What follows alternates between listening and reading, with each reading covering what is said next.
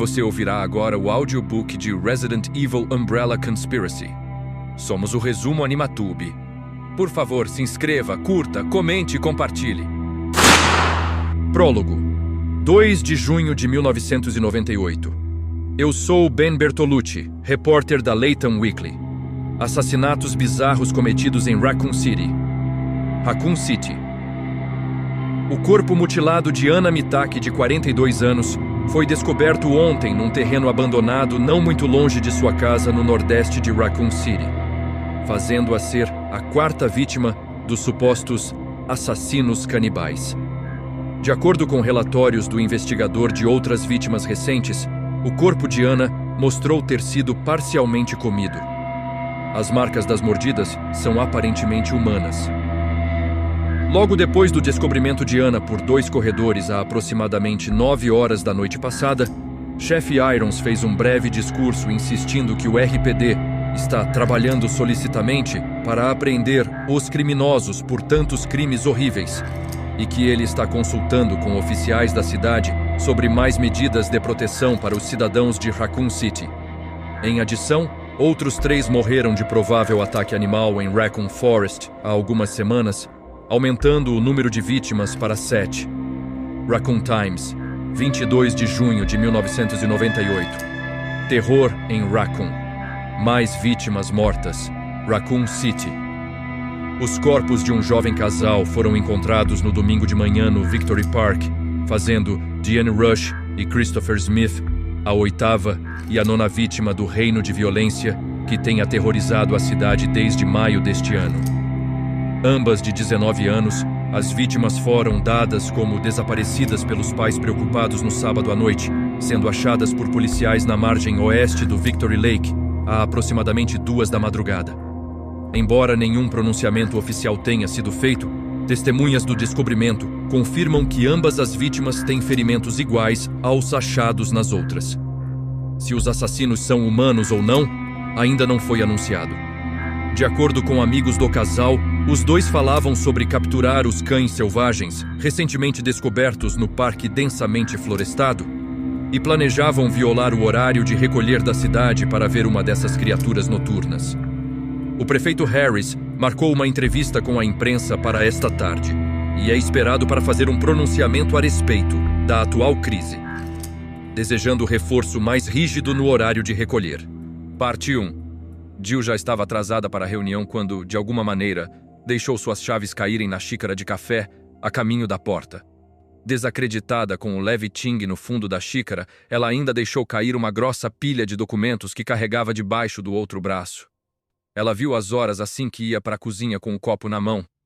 Wesker havia marcado a reunião para 19 horas em ponto, significando que ela só tem 9 minutos para fazer uma viagem de 10, achar um lugar para estacionar e pôr o traseiro numa cadeira. É a primeira reunião desde que os Stars assumiu o caso. Droga, a primeira reunião desde que ela foi transferida para Raccoon, e ela vai se atrasar. Deve ser a primeira vez em anos que eu me preocupo em estar no horário e acabo parando na porta. Resmungando, ela foi até a pia, sentindo-se tensa e brava consigo mesma. Era o caso, o maldito caso.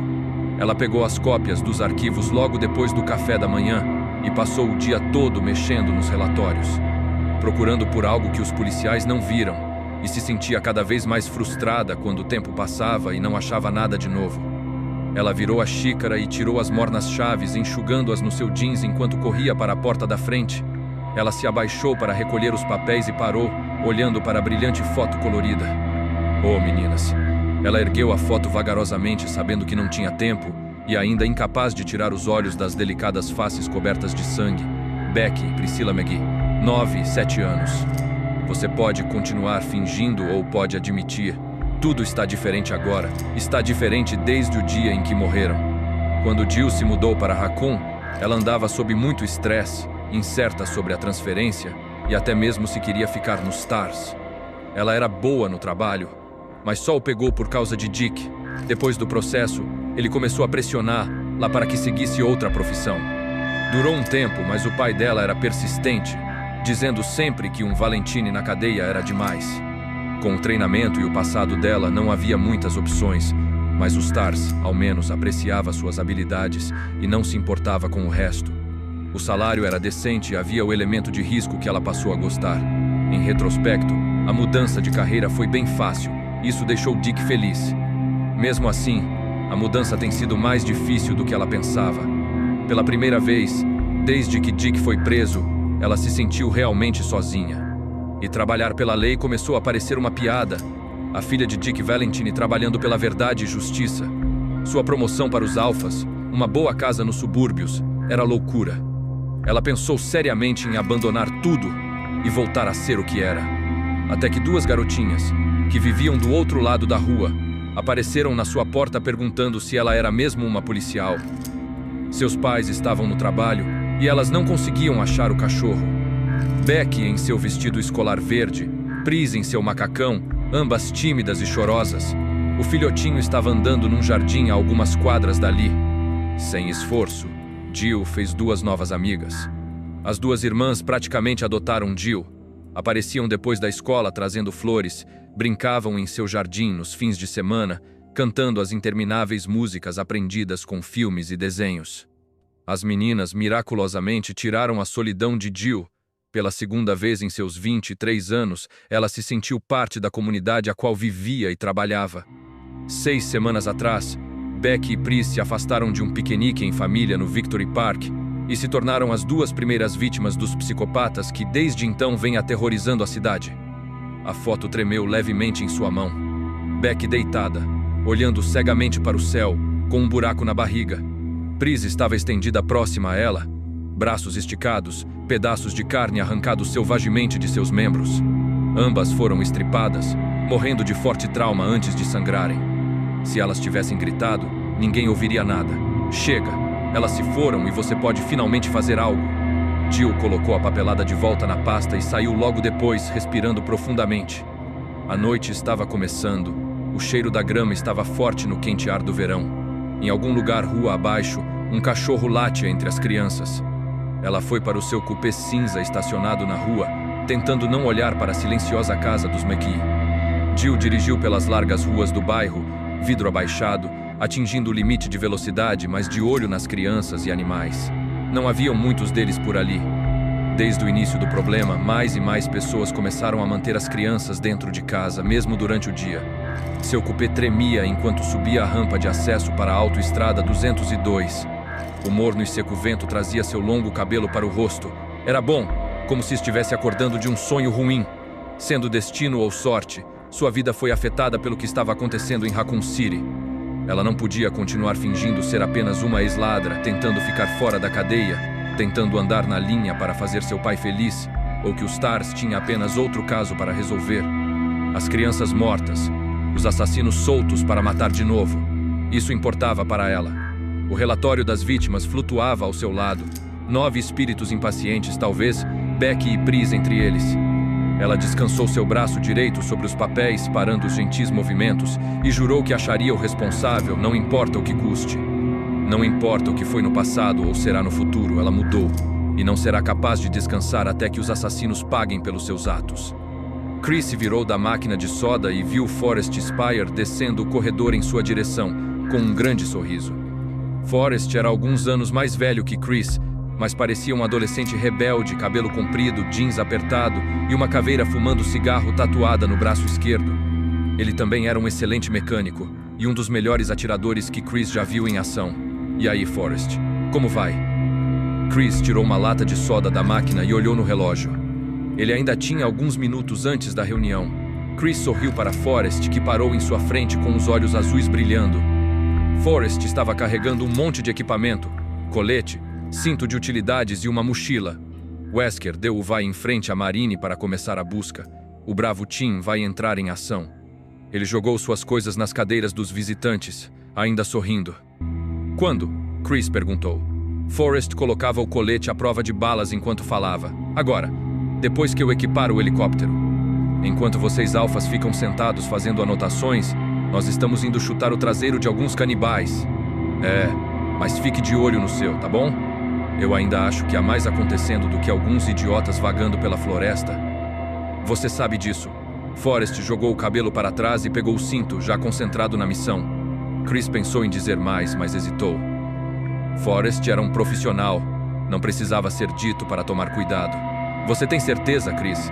Você acha que Billy era cuidadoso o bastante? Suspirando, Chris deu um toque no ombro de Forrest, saiu pela porta e desceu o corredor. Mesmo sendo normal para um time menos qualificado fazer o reconhecimento, esta não é exatamente uma operação normal. O número de mortes a qual estão lidando era suficiente para um combate mais agressivo. O fato de haver sinais de organização nos assassinatos deveria ter-los trazido para o nível A1, mas Wesker ainda estava tratando-os como uma espécie de treino. Ninguém mais vê isso. Eles não conheciam Billy. Ele não teve notícias de Billy por um tempo, mas sabia que tinha conseguido uma posição de pesquisa com a Umbrella, a companhia farmacêutica que era a única contribuidora para a prosperidade econômica de Raccoon City. Billy não era do tipo de pessoa que se joga nas sombras, mas sua aterrorizada voz acordou Chris, enchendo-o de preocupação. Billy disse que sua vida estava em perigo, que todos eles estavam em perigo. Ele implorou para se encontrar com Chris num restaurante e nunca apareceu. Desde então ninguém mais ouviu falar nele. Chris pensou nisso durante todas as noites, tentando se convencer de que isso não tinha nada a ver com os ataques. Os policiais que vasculharam o apartamento de Billy não acharam nada que indicasse um crime, mas os instintos de Chris o disseram que seu amigo estava morto e que foi morto por alguém que queria calá-lo. Eu devo ser o único. Irons não dá a mínima e o time acha que eu estou chocado com a morte de um velho amigo. Ele tirou os pensamentos da cabeça assim que virou no corredor, suas botas fazendo ecos. Ele tinha que se concentrar no que poderia fazer para descobrir o que aconteceu com Billy. Mas ele tentou não pensar em nada enquanto se aproximava do escritório dos Stars, querendo estar de cabeça fria para a reunião. As fluorescentes chegavam a incomodar sobre a luz do entardecer que preenchia o corredor. O departamento policial era um clássico pedaço de arquitetura. Telhado entalhado, muitos detalhes em madeira, e tinha muitas janelas projetadas para deixar o sol entrar. Quando Chris era criança, o prédio foi a prefeitura de Raccoon City. Com o aumento populacional há uma década, o lugar se transformou numa biblioteca e 4 anos atrás virou uma delegacia. Parecia que tinha sempre algum tipo de construção acontecendo. A porta do escritório abriu, o som de irritadas vozes masculinas encheram o corredor. Me chame de Brian. Irons era um centralizado político disfarçado de policial. Não era segredo que suas mãos estavam em mais algum lugar na cidade. Chris escutou a voz de Irons. É difícil acreditar que um dia ele liderou os Stars, de Raccoon. Ainda mais se algum dia ele se tornar o prefeito. Chris entrou na sala que servia de base de operações dos Stars. Barry e Joseph estavam conversando na mesa da recruta. Brad Vickers, o piloto do Alpha Team, estava bebendo café e olhando para a tela do computador central. Do outro lado da sala, o capitão Wesker estava encostado em sua cadeira com as mãos atrás da cabeça, sorrindo com alguma coisa que o chefe Irons estava dizendo. Aí eu disse, você vai imprimir o que eu digo para imprimir, Bertolucci, e você vai gostar, senão você nunca mais vai pegar outra cota daqui. E ele disse, Chris. Wesker interrompeu o chefe, desencostando-se da cadeira. Que bom que você está aqui. Parece que podemos parar de jogar tempo fora.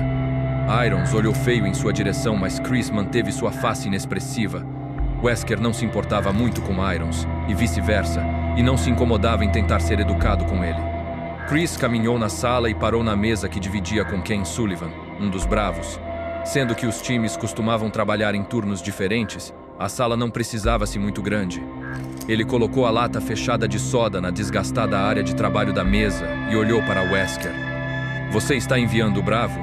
Tranquilamente, o capitão olhou de volta com os braços cruzados. Procedimento padrão, Chris. Chris se sentou. Sim, mas segundo o que conversamos semana passada, eu acho... Irons interrompeu. Eu dei a ordem, Redfield.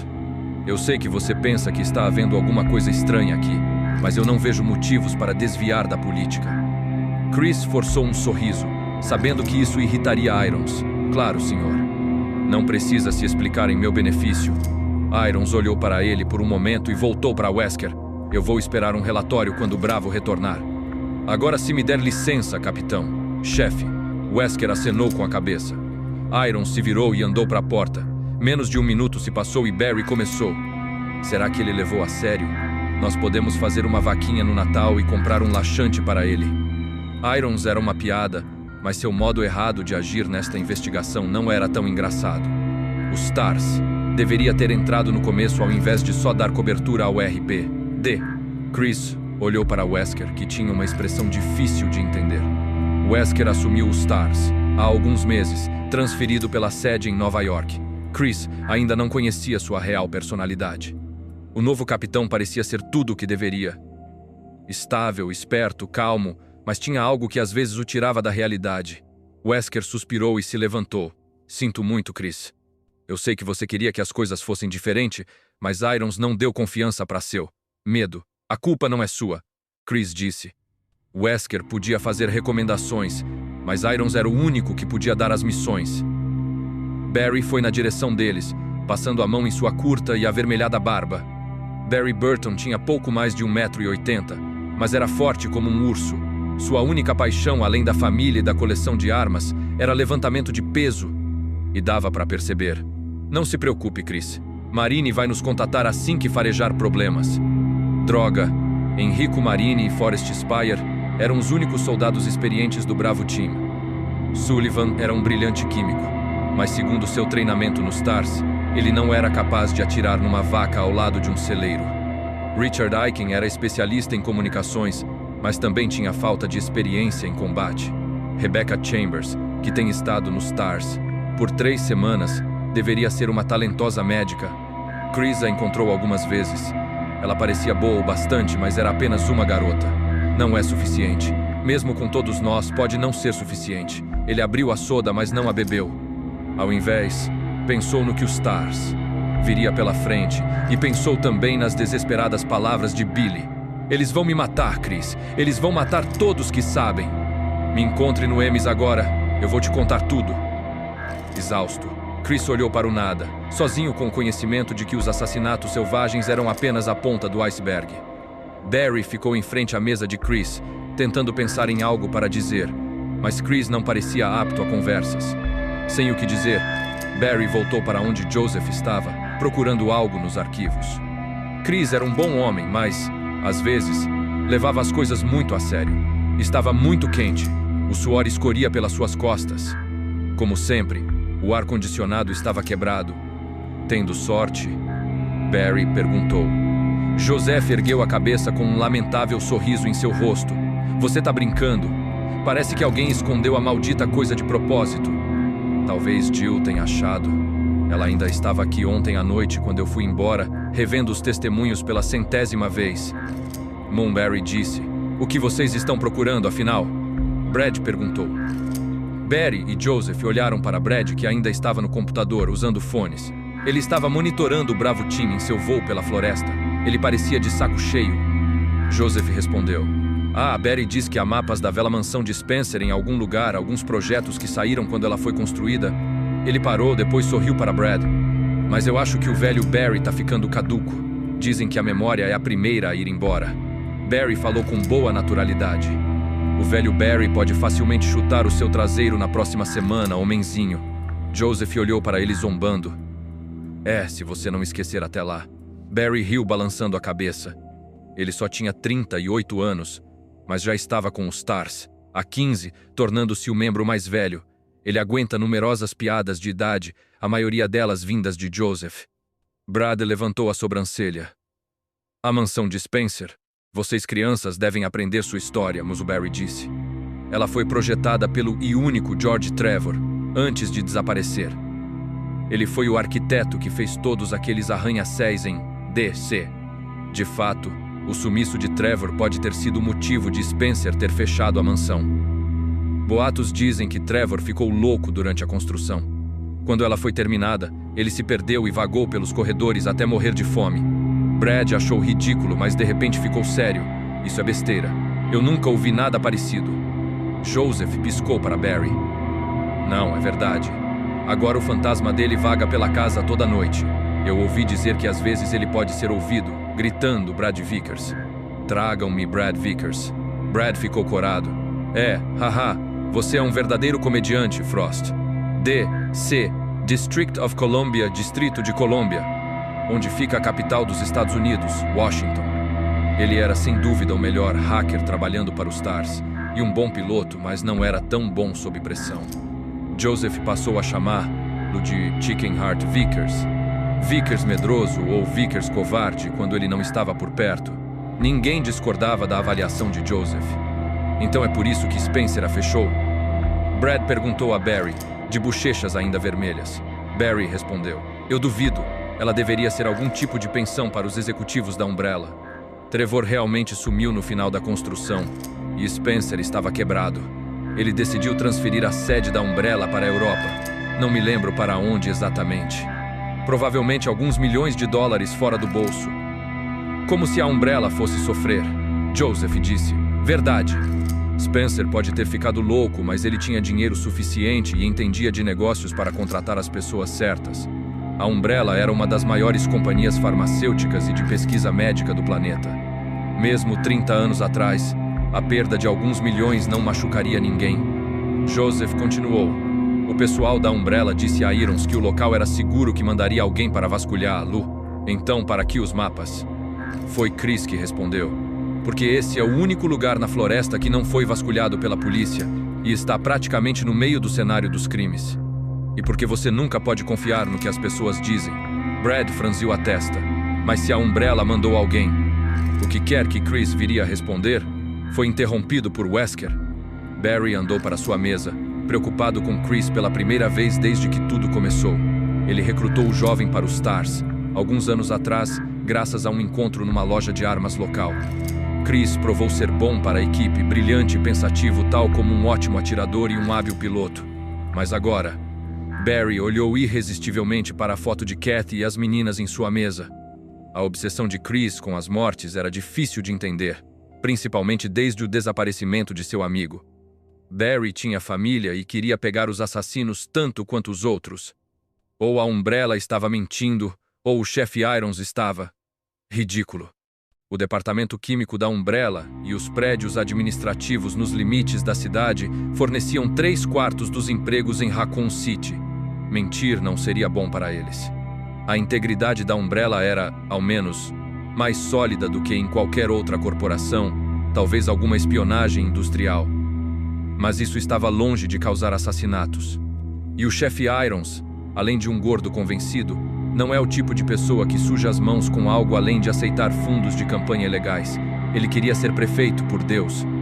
Barry olhou demoradamente para a foto de sua família antes de virar sua cadeira para a mesa de Wesker e de repente percebeu que queria que Chris estivesse errado. O que quer que esteja acontecendo em Raccoon City, aquele tipo de brutalidade não poderia ser planejado, e isso significava. Barry não sabia o que significava. Ele suspirou e aguardou a reunião começar. Você está ouvindo o audiobook de Resident Evil, Umbrella Conspiracy. Somos o resumo Animatube. Por favor, se inscreva, curta, comente e compartilhe. Além disso, você também poderá ver outros conteúdos por aqui. E se quiser, adquirir produtos em nossos links e lojas parceiras. Tudo nas descrições ou comentários fixados. Caso queira ajudar ainda mais o nosso canal, faça uma doação para que possamos continuar os trabalhos. Vamos seguindo. Parte 2. Jill ficou profundamente aliviada ao ouvir a voz de Wesker enquanto ia na direção da porta aberta do escritório dos Stars. Ela viu um dos helicópteros decolando assim que chegou, certa de que eles foram sem ela, e ela queria muito estar nesse caso desde o começo. O RPD já estabeleceu um perímetro de busca, transpondo os setores 1, 4, 7 e 9. São as zonas centrais a qual estamos preocupados, e o Bravo vai pousar aqui. Minkos. No mínimo, ela estava muito atrasada.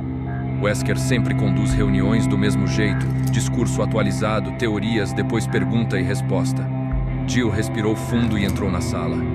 Wesker estava apontando para um mapa fixado na frente da sala, com pontos coloridos onde os corpos foram encontrados. Ele mal interrompeu seu discurso enquanto Jill ia rapidamente para sua mesa, sentindo-se como se tivesse voltado para o treinamento básico e chegado atrasada. Chris Redfield deu um meio sorriso assim que ela se sentou, e ela acenou de volta antes de olhar para Wesker. Ela não conhecia os outros da equipe tão bem como Chris, que deu bastante apoio a fim de fazê-la se sentir bem-vinda.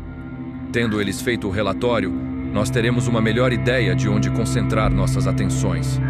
Está praticamente no meio do local dos crimes. Se nós começarmos por lá, poderemos conduzir uma busca mais completa.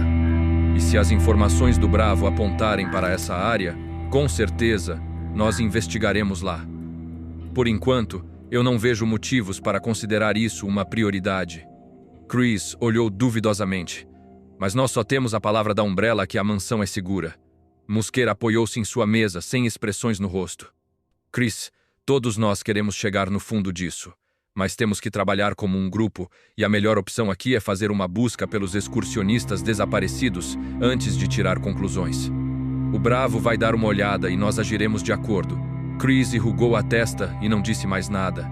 Jill hesitou em girar seus olhos para o pequeno discurso de Wesker. Ele estava fazendo a coisa certa, tecnicamente, mas se esqueceu da parte cuidadosa de se agir, como Irons queria. Irons deixou isso bem claro durante as investigações. Ela não ficaria tão irritada se Wesker não se apresentasse como um pensador independente, um homem que não jogava com cuidado. Ela se uniu aos Stars, porque não aguentava mais tanta besteira da burocracia que dominava a lei de aplicação, e a desobediência de Wesker ao chefe era irritante. Bom, e não se esqueça de que você teve uma boa chance de terminar na prisão se não tivesse mudado de profissão. Jill, vejo que você arrumou tempo para vir. Ilumine a gente com um de seus brilhantes pontos de vista. Jill tentou parecer calma e sob controle como ele. Nada novo, acho. O único padrão óbvio é a localização. Ela olhou para as anotações no monte de papéis que tinha à sua frente em busca de referências. As amostras de tecido tiradas de debaixo das unhas de Becky McGee e Chris Smith casaram perfeitamente. Nós a pegamos ontem. E Tonya Lipton, a terceira vítima, teve definitivamente andado nos pés da montanha. Esse seria o setor, 7B. Ela ergueu a cabeça para Wesker e fez seu acréscimo. Minha teoria até este ponto é que há um possível culto ritualista escondido nas montanhas. 4 a 11 pessoas fortes, com cães de guarda treinados para atacar intrusos em seu território. Hacker, pessoa que desenvolve programas para interceptar mensagens eletrônicas, decodificar segredos ou invadir sistemas protegidos. Extrapolou. Wesker cruzou seus braços, esperando. Pelo menos ninguém riu. Jill voltou para o material. O canibalismo e desmembramento sugere comportamento ritualístico, tal como a presença de carne decomposta encontrada em algumas das vítimas, como se os assassinos estivessem carregando partes de vítimas anteriores para seus ataques. Nós pegamos amostras de saliva e tecido de 4 pessoas diferentes, apesar dos relatórios de testemunhas sugerirem 10 ou 11 pessoas. As vítimas mortas por animais foram encontradas nos arredores, sugerindo que eles vagavam em algum tipo de área fora dos limites. Os sinais de saliva parecem ser caninos, apesar de ainda haver dúvidas. Mills, ela terminou. O rosto de Wesker não mostrou nada, mas ele acenou devagar. Nada mal mesmo. Contradizendo, Jill suspirou. Ela odiava ter que contrariar a própria teoria, mas fazia parte de seu trabalho, mas honestamente, a parte que mais encorajava claro e racional pensamento. O Stars treina seu pessoal para não fixar-se em um único caminho para a verdade. Ela conferiu suas anotações de novo. É altamente improvável que um culto desse tamanho pudesse andar por aí, e os assassinatos são muito recentes para serem locais, o RPD. Teria visto sinais antes, algum motivo para esse tipo de comportamento. Além disso, o nível de violência pós-morte indica criminosos desorganizados e que geralmente atacam sozinhos. Joseph Frost, o especialista em veículos do Alpha, falou do fundo da sala. E a parte do ataque animal funciona como um tipo de proteção de seu território e tudo mais. Wesker pegou uma caneta e foi para a lousa próxima à sua mesa, falando enquanto andava. Concordo. Ele escreveu territorialidade na lousa e depois virou-se para ela. Algo mais? Jill balançou a cabeça, mas se sentiu bem por ter contribuído. O aspecto do culto era fora do comum, mas foi tudo que ela conseguiu informar. A polícia certamente tem algo melhor. Wesker voltou sua atenção para Brad Vickers, que sugeriu ser uma nova tendência de terrorismo e que as demandas seriam feitas em breve. Nem mais ninguém. Brad voltou rapidamente para seu fone para monitorar o Bravo Team. Joseph e Barry não tinham ideias, e a visão dos assassinatos de Chris já era bem conhecida, mas vaga. Ele achava que havia um ataque organizado e que influências externas estariam envolvidas de algum modo. Wesker perguntou se ele tinha algo novo, enfatizando novo. Jill percebeu, e Chris balançou a cabeça, parecendo deprimido. Wesker tampou a caneta preta e sentou na ponta de sua mesa, focalizando pensativamente o espaço vazio da lousa. Disse, Eu sei que vocês já leram os relatórios da polícia e ouviram o depoimento das testemunhas, Miss Garas. Câmbio. Do fundo da sala, Brad falou em seu fone, interrompendo Wesker. O capitão diminuiu a voz e continuou. Até agora não sabemos com o que estamos lidando, e sei que todos nós temos algumas preocupações sobre a atuação do RPD na situação. Mas agora que nós estamos no caso, O quê? Com o aumento da voz de Brad, Jill se virou, como todos fizeram. Ele estava se levantando, agitado, pressionando o fone em sua orelha com uma mão. Bravo, Tim, responda. Repito, bravo, Tim, responda. Wesker se levantou. Vickers, ponha no alto-falante. Brad apertou um botão no painel de controle e o claro som de estática preencheu a sala. Jill tentou ouvir uma voz humana no meio do zumbido, mas por alguns tensos segundos não houve nada. Depois... Me entendido. Mau funcionamento nós teremos que...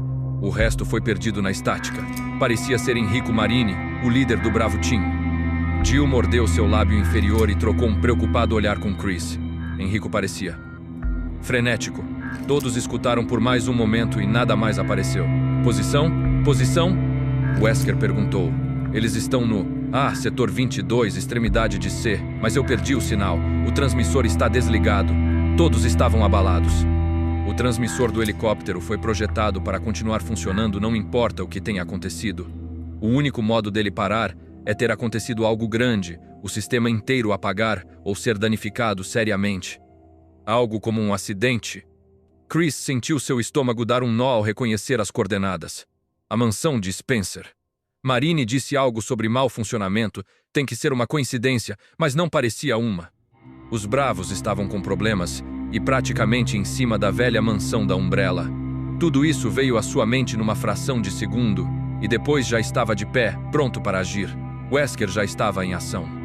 Ele endereçou o time enquanto pegava as chaves, indo para o armário de armas. Joseph, arrume o painel de controle e tente contatá-los. Vickers, equipe o helicóptero. Eu quero nós prontos em 5. O capitão destrancou o armário enquanto Brad dava o fone para Joseph e saía da sala. A porta reforçada de metal abriu, revelando um arsenal de rifles e revólveres, pendurados em cima de caixas de munição. Wesker voltou-se para os outros, suas expressões mais vazias do que nunca, mas sua voz rápida e autoritária. Jill, pegue os coletes e mochilas e nos encontre na cobertura. Wesker tirou uma chave da argola e jogou para ela. Eu vou falar com Irons para nos dar cobertura. Wesker disse e depois gritou. 5 minutos ou menos, pessoal. Vamos lá. Jill foi para a sala os armários e Barry pegou uma das malas de equipamento vazias do fundo do armário, acenando para Chris. Chris pegou uma segunda mala e começou a carregar caixas de munição, cartuchos e clips, enquanto Barry manipulava cuidadosamente as armas, verificando cada uma. Atrás deles, Joseph tentava contatar o Bravo. Chris pensou novamente sobre a proximidade do Bravo Team à mansão de Spencer. Havia uma conexão? E se sim, como? Billy trabalhava para a Umbrella, a mansão era deles, chefe. Wesker. Nós acabamos de perder contato com o Bravo, nós vamos partir. Chris sentiu uma súbita descarga de adrenalina e passou a trabalhar mais rápido, sendo que cada segundo contava, poderia significar a diferença entre a vida e a morte de seus companheiros. Um sério acidente era improvável, os Bravos estariam voando baixo e tinham um bom piloto. Mas se aconteceu depois que desceram, Wesker rapidamente passou a informação a Irons por telefone. Depois desligou e se juntou a eles. Eu vou ver se o nosso helicóptero está pronto. Joseph, tente por mais 1 minuto e depois entregue para os outros rapazes. Você pode ajudar os dois aqui a levar o equipamento lá para cima. Vejo-os lá em cima. Wesker acenou e saiu, seus passos fazendo um alto barulho no corredor. Ele é bom, Barry disse, e Chris concordou. Era bom ver que o novo capitão falava pouco. Chris ainda não estava certo sobre o que sentir sobre a personalidade dele, mas o respeito pelas habilidades de Wesker estava crescendo a cada minuto. Repito. Joseph continuou pacientemente, seus pedidos se perdendo no nevoeiro de estática que enchia a sala. Wesker caminhou pelo deserto corredor, cruzando as 2 salas de espera do 2º andar, acenando rapidamente para 2 policiais em frente à máquina de soda.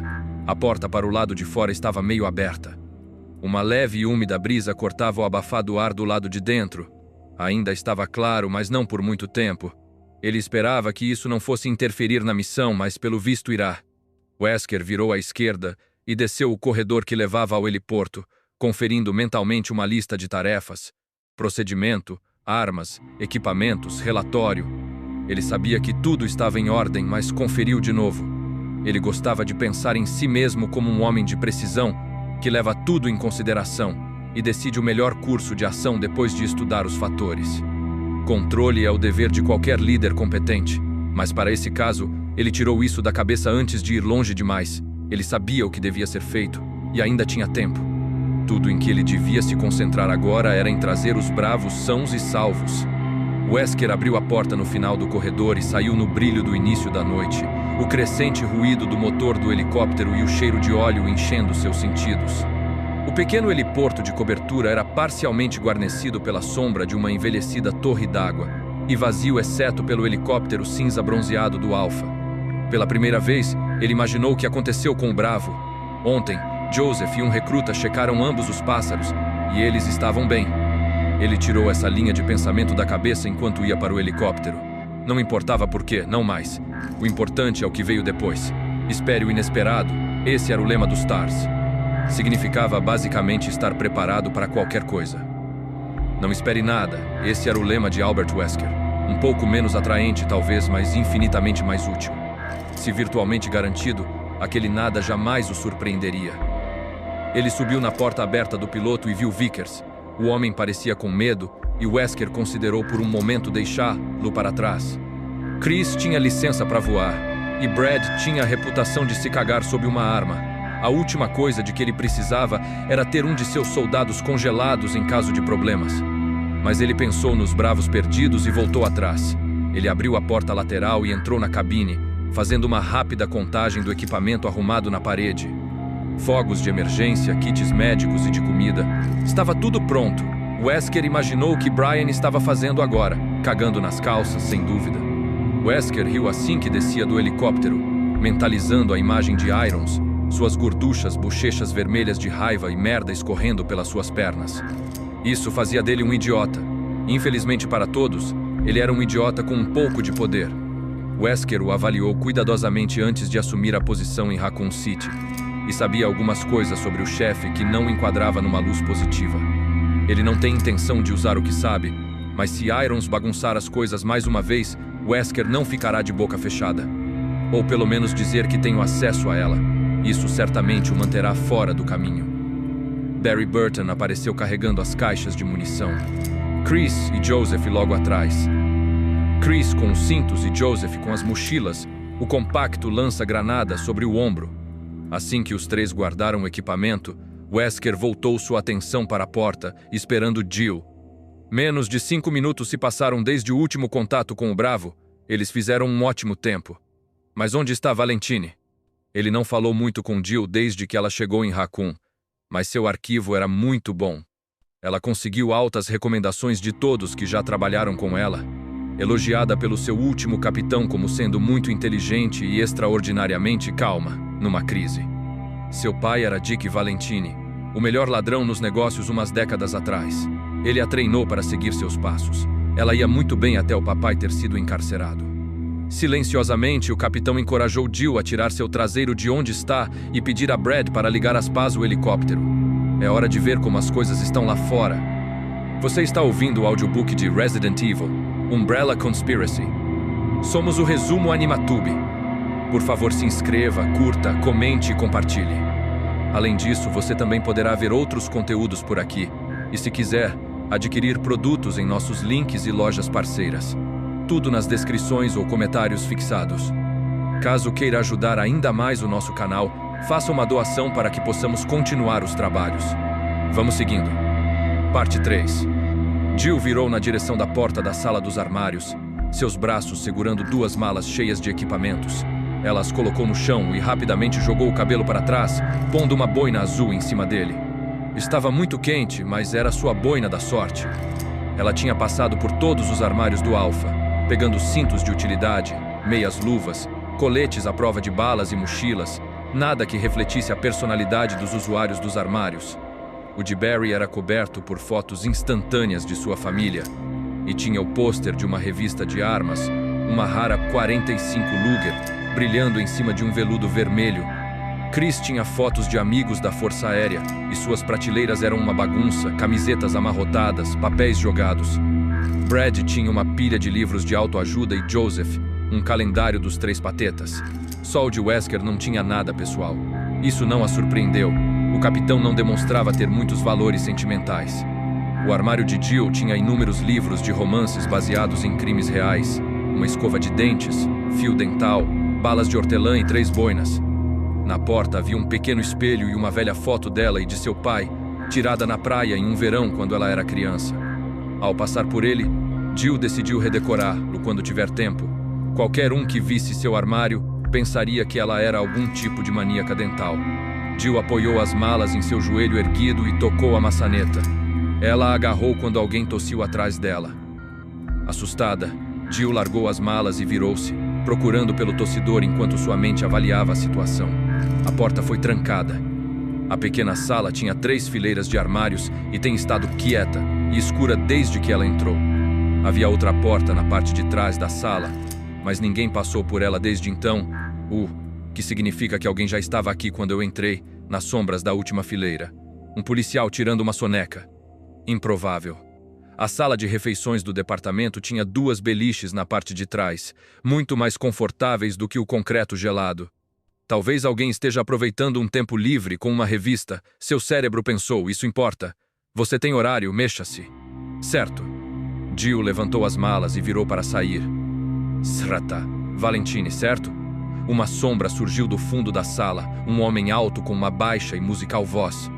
40 e poucos, magro, cabelos escuros e profundos olhos. Ele estava vestindo um capa de chuva. Jill se preparou para correr se for preciso. Ela não o reconheceu. Eu mesma. Ela disse cautelosamente. O homem andou em sua direção, um sorriso tomando conta de seu rosto. Eu tenho algo para você, ele disse suavemente. Jill estreitou os olhos e fez uma pose defensiva. Espera aí, imbecil. Eu não sei quem diabos é você ou o que você acha que eu quero. Você está numa delegacia de polícia. Ela parou de falar assim que ele balançou a cabeça, sorrindo.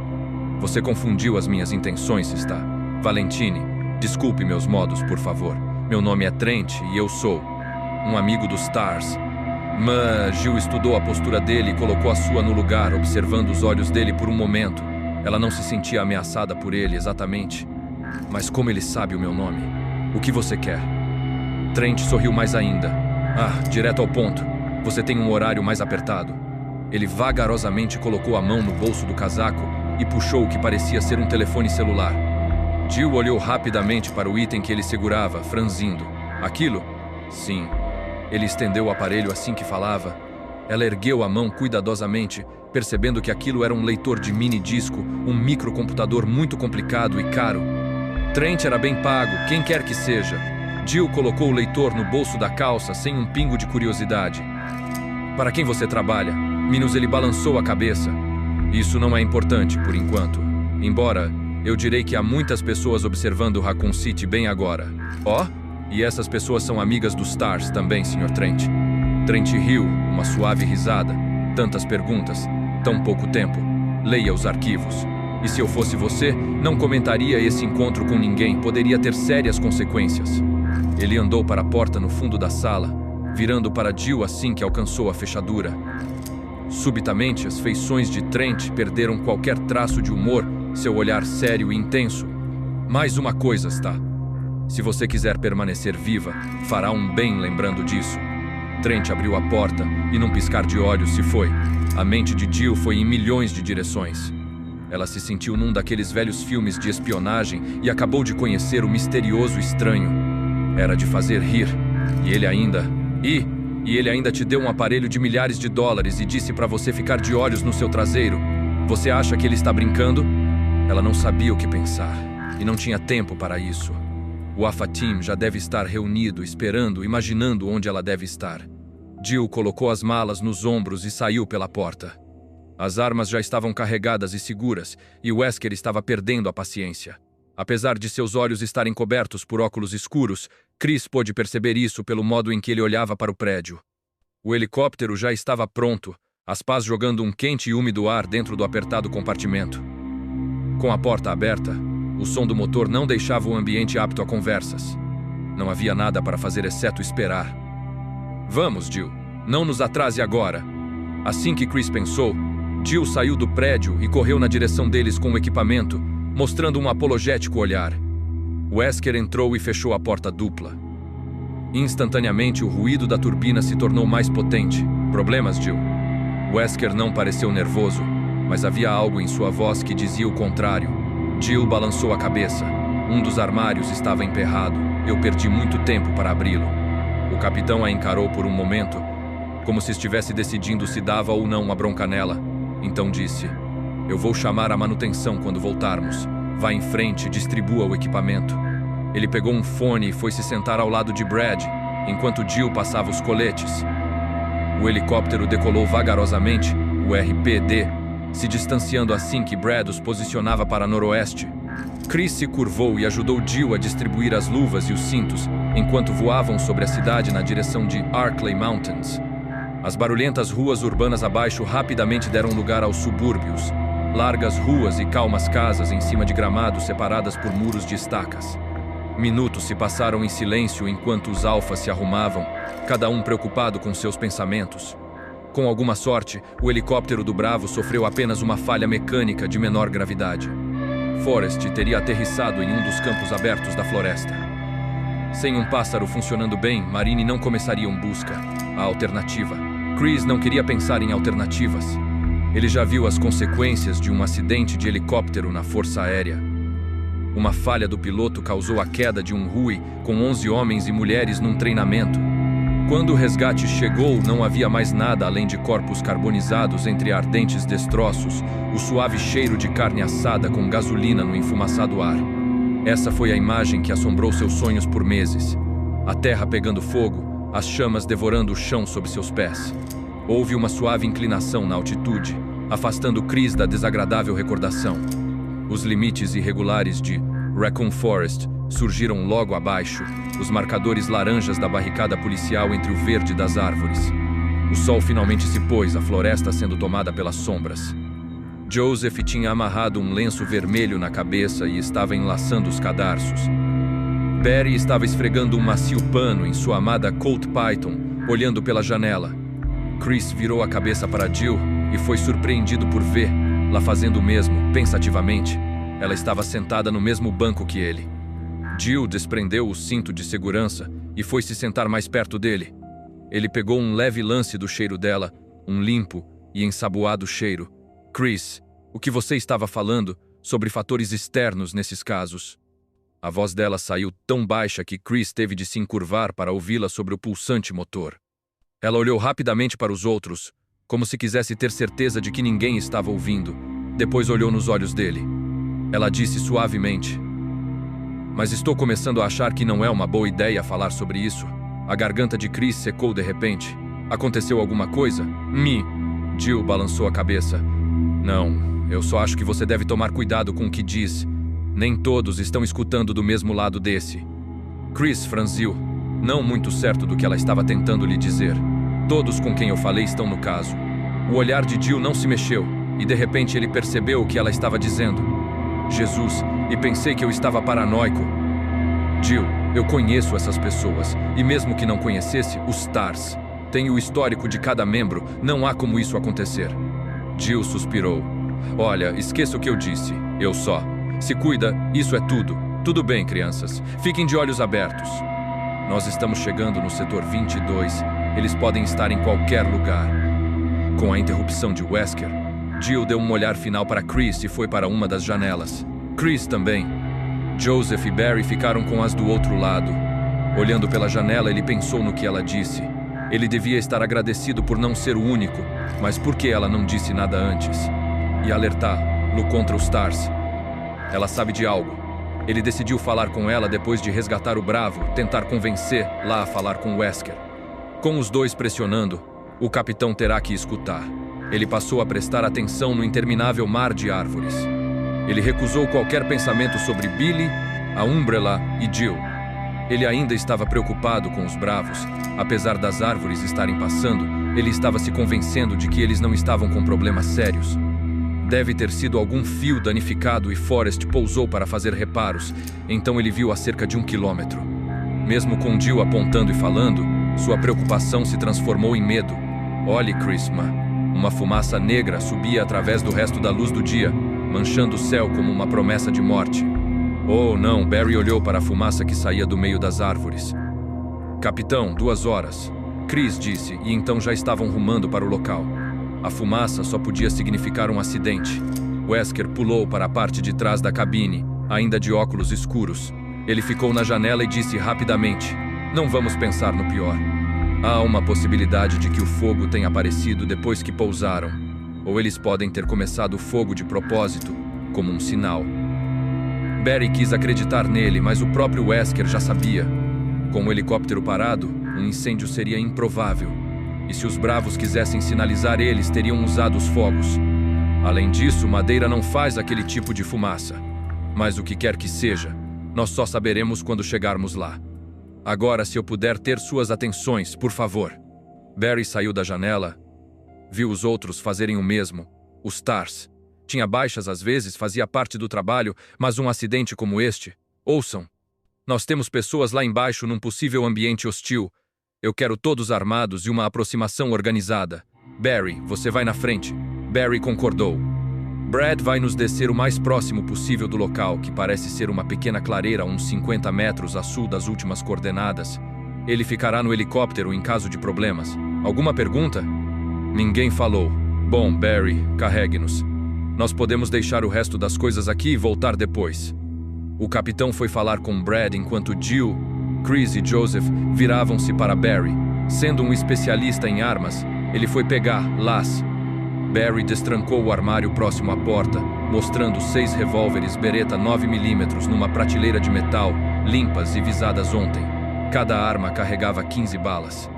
É uma boa arma, apesar de Barry preferir sua Colt Python, bem mais poderosa, com balas 1357. Ele rapidamente distribuiu as armas, cada uma com 3 clipes carreados. Espero que nós não precisemos deles. Joseph disse, e Barry concordou. Só porque ele pagava impostos para a NRA, não significava que ele era um maluco com o dedo no gatilho, pronto para matar. Ele só gostava de armas. Assim que eles se aproximaram da fumaça, as pás do helicóptero criaram um negro nevoeiro que se fundia entre as árvores. Brad deu a volta e pousou o pássaro na clareira de grama alta. Os apoios ainda não estavam no chão e Barry já estava pronto para sair. Uma quente mão tocou seu ombro. Barry se virou e viu Chris o olhando. Nós estamos bem atrás de você, Chris disse, e Barry acenou. Ele não estava preocupado com a cobertura do Alpha, e sim com a situação do Bravo. Enrico Marini era um bom amigo. A esposa dele tomou conta das meninas tantas vezes que Barry já perdeu a conta, e eram amigos de Kathy. O pensamento dele ter morrido por uma estúpida falha mecânica. Aguenta aí, parceiro. Nós estamos indo. De mão na coronha de sua Colt, Barry puxou a maçaneta e saiu no úmido ar de Raccoon Forest, pronto para o que der e vier. NRA, National Recovery Administration, Administração de Recuperação ou Resgate Nacional.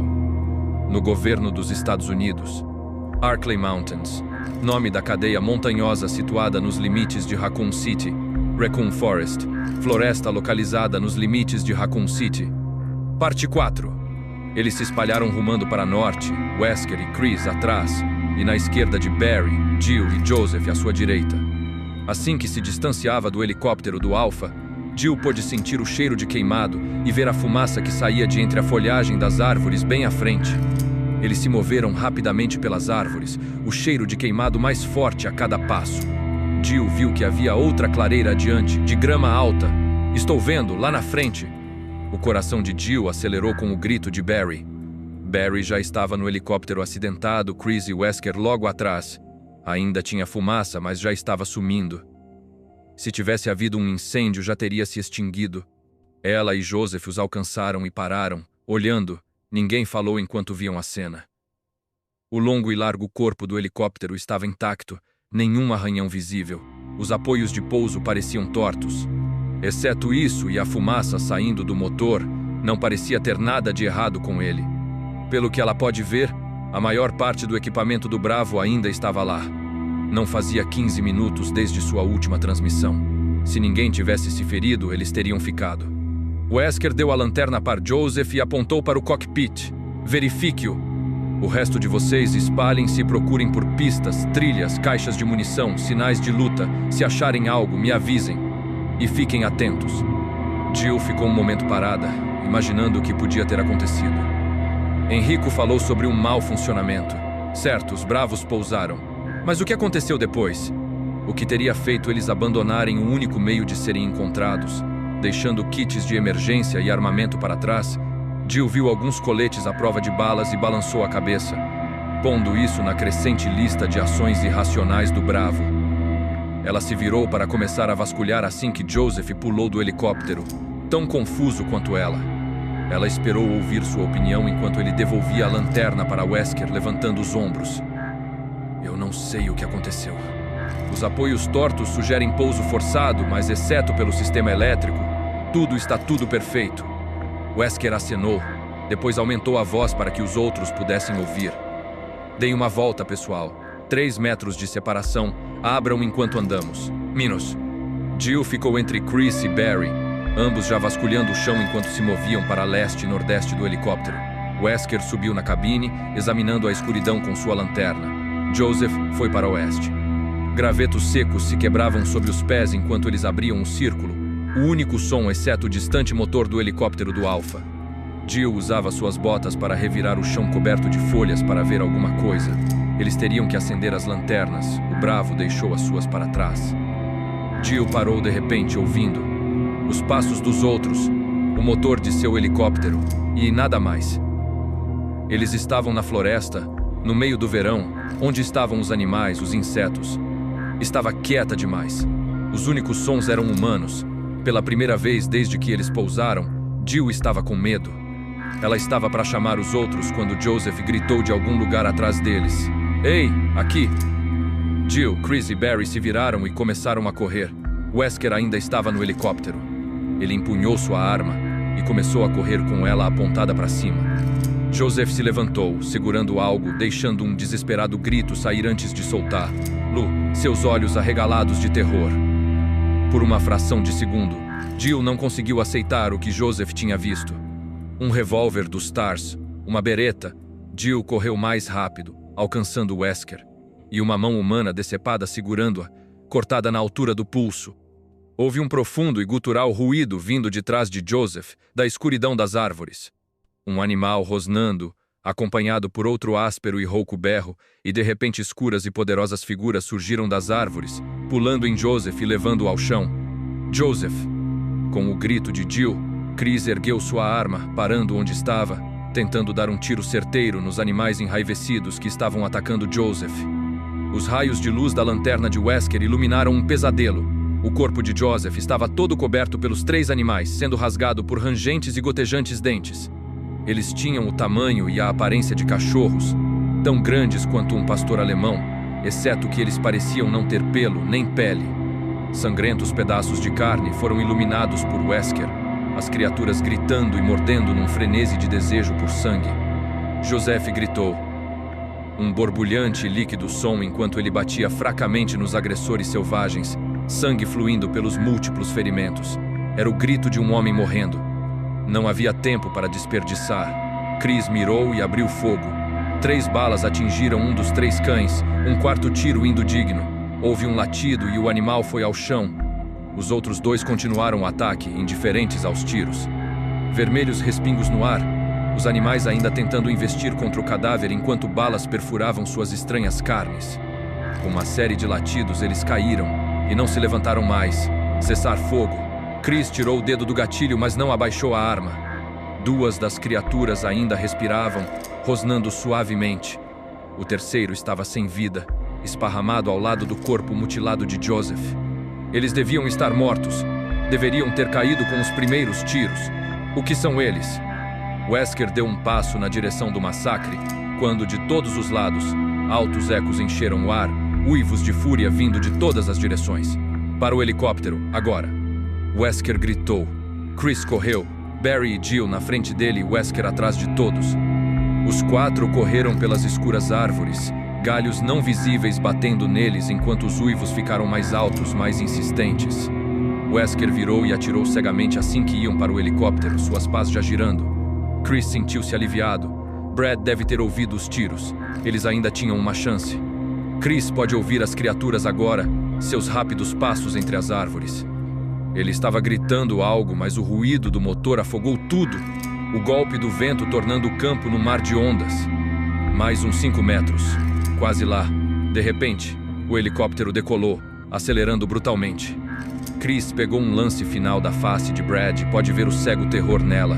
O pânico descontrolado enquanto mexia nos controles. Não vá. Chris gritou, mas os apoios já estavam fora do alcance. A aeronave indo embora, desaparecendo na escuridão. Eles vão morrer. Maldito seja, Vickers. Wesker virou e atirou de novo, e foi recompensado com um grito de dor de um dos perseguidores. Deviam haver mais de 4, correndo rapidamente. O som do helicóptero estava sumindo, a covardia de Vickers levando a esperança deles. Wesker atirou novamente e viu outra sombra se juntar à caçada. Os cachorros eram muito rápidos. Eles não tinham chances, a não ser a mansão. Virem à direita, 1 hora, Wesker gritou, esperando que seu senso de direção ainda estava intacto. Eles não podiam fugir deles, mas podiam se esconder. Ele virou e disparou a última bala de seu clipe. Vazio. Ejetando o vazio, ele colocou outro enquanto Barry e Chris assumiam a defesa. Eles alcançaram outro grupo de árvores, correndo e desviando delas enquanto os cachorros assassinos se aproximavam. Os 4 tentavam achar ar para correr mais rápido. Nós devemos estar perto, Chris a viu primeiro, através das sombras das árvores, a nublada monstruosidade iluminada pela lua. Lá, corram para aquela casa. Mino. Parecia abandonada pelo lado de fora. O tamanho total da estrutura era ocultado pelas árvores, isolando-a da floresta. A enorme varanda tinha portas duplas, a única opção de fuga deles. Wesker ouviu o estalo de dentes atrás dele e atirou, pressionando o gatilho intuitivamente enquanto corria para a mansão. Jill alcançou a porta primeiro, golpeando a densa madeira com os ombros enquanto agarrava os puxadores. Incrivelmente, as portas abriram, claridade iluminando os degraus de pedra da varanda, iluminando o caminho. Ela virou e começou a atirar, dando cobertura aos 3 homens que corriam para a luz no meio da escuridão. Eles entraram na mansão, Barry jogando seu considerável volume contra a porta, mantendo-a fechada sob os ruídos das criaturas. Do lado de fora, os cães latiam e arranhavam as portas inutilmente. Wesker respirou fundo, o fresco e calmo ar que preenchia a bem iluminada sala. Como ele já sabia, a mansão de Spencer não estava abandonada. E agora que eles estavam lá, todo o seu cuidadoso planejamento foi inútil. Jill examinou o lugar enquanto recuperava o fôlego, sentindo-se a personagem de um pesadelo que acabou de virar fantasia. Monstros selvagens, a morte súbita de Joseph, uma assustadora corrida pela floresta escura, e agora isto, deserta, né? Era um palácio, puro e simples, o que seu pai chamaria de uma perfeita conquista. A sala era um resumo de abundância. Era enorme. Facilmente maior que a casa de Jill inteira, pavimentada com mármore cinza manchado e dominada por uma larga e carpetada escadaria que levava ao 2º andar. Alinhados pilares arqueados de mármore adornavam o lugar, suportando o escuro parapeito de madeira do andar superior. As paredes cor de creme eram revestidas por um alto rodapé de madeira e possuíam castiçais de luz pendurados. Resumindo, era magnífica. O que é isto? Mino Barry perguntou. Ninguém respondeu. Jill respirou fundo, sentindo-se ameaçada pela vasta sala, uma atmosfera de opressão. Deus, pobre Joseph. Não houve tempo para ficar de luto, mas eles sentirão sua falta. Ela foi na direção das escadas, seus passos abafados pelo carpete que começava na porta. Havia uma velha máquina de escrever numa pequena mesa à esquerda da escada, uma estranha decoração. De outra forma, a sala estava vazia. Ela virou-se para os outros. Barry e Chris pareciam incertos. Wesker ainda estava na porta, examinando um dos puxadores. Wesker se levantou. A madeira em volta da tranca está despedaçada. Alguém arrombou esta porta antes de nós chegarmos aqui. Talvez os bravos? Chris perguntou esperançoso. É o que eu estava achando. A ajuda deve estar a caminho se o nosso amigo, Sr. Vickers, não se incomodar em chamá-la, Wesker disse com sarcasmo. Brad arruinou tudo, quase custou suas vidas. Não havia desculpas para isso. Wesker continuou, andando pela sala, na direção de uma das portas duplas do lado direito dela.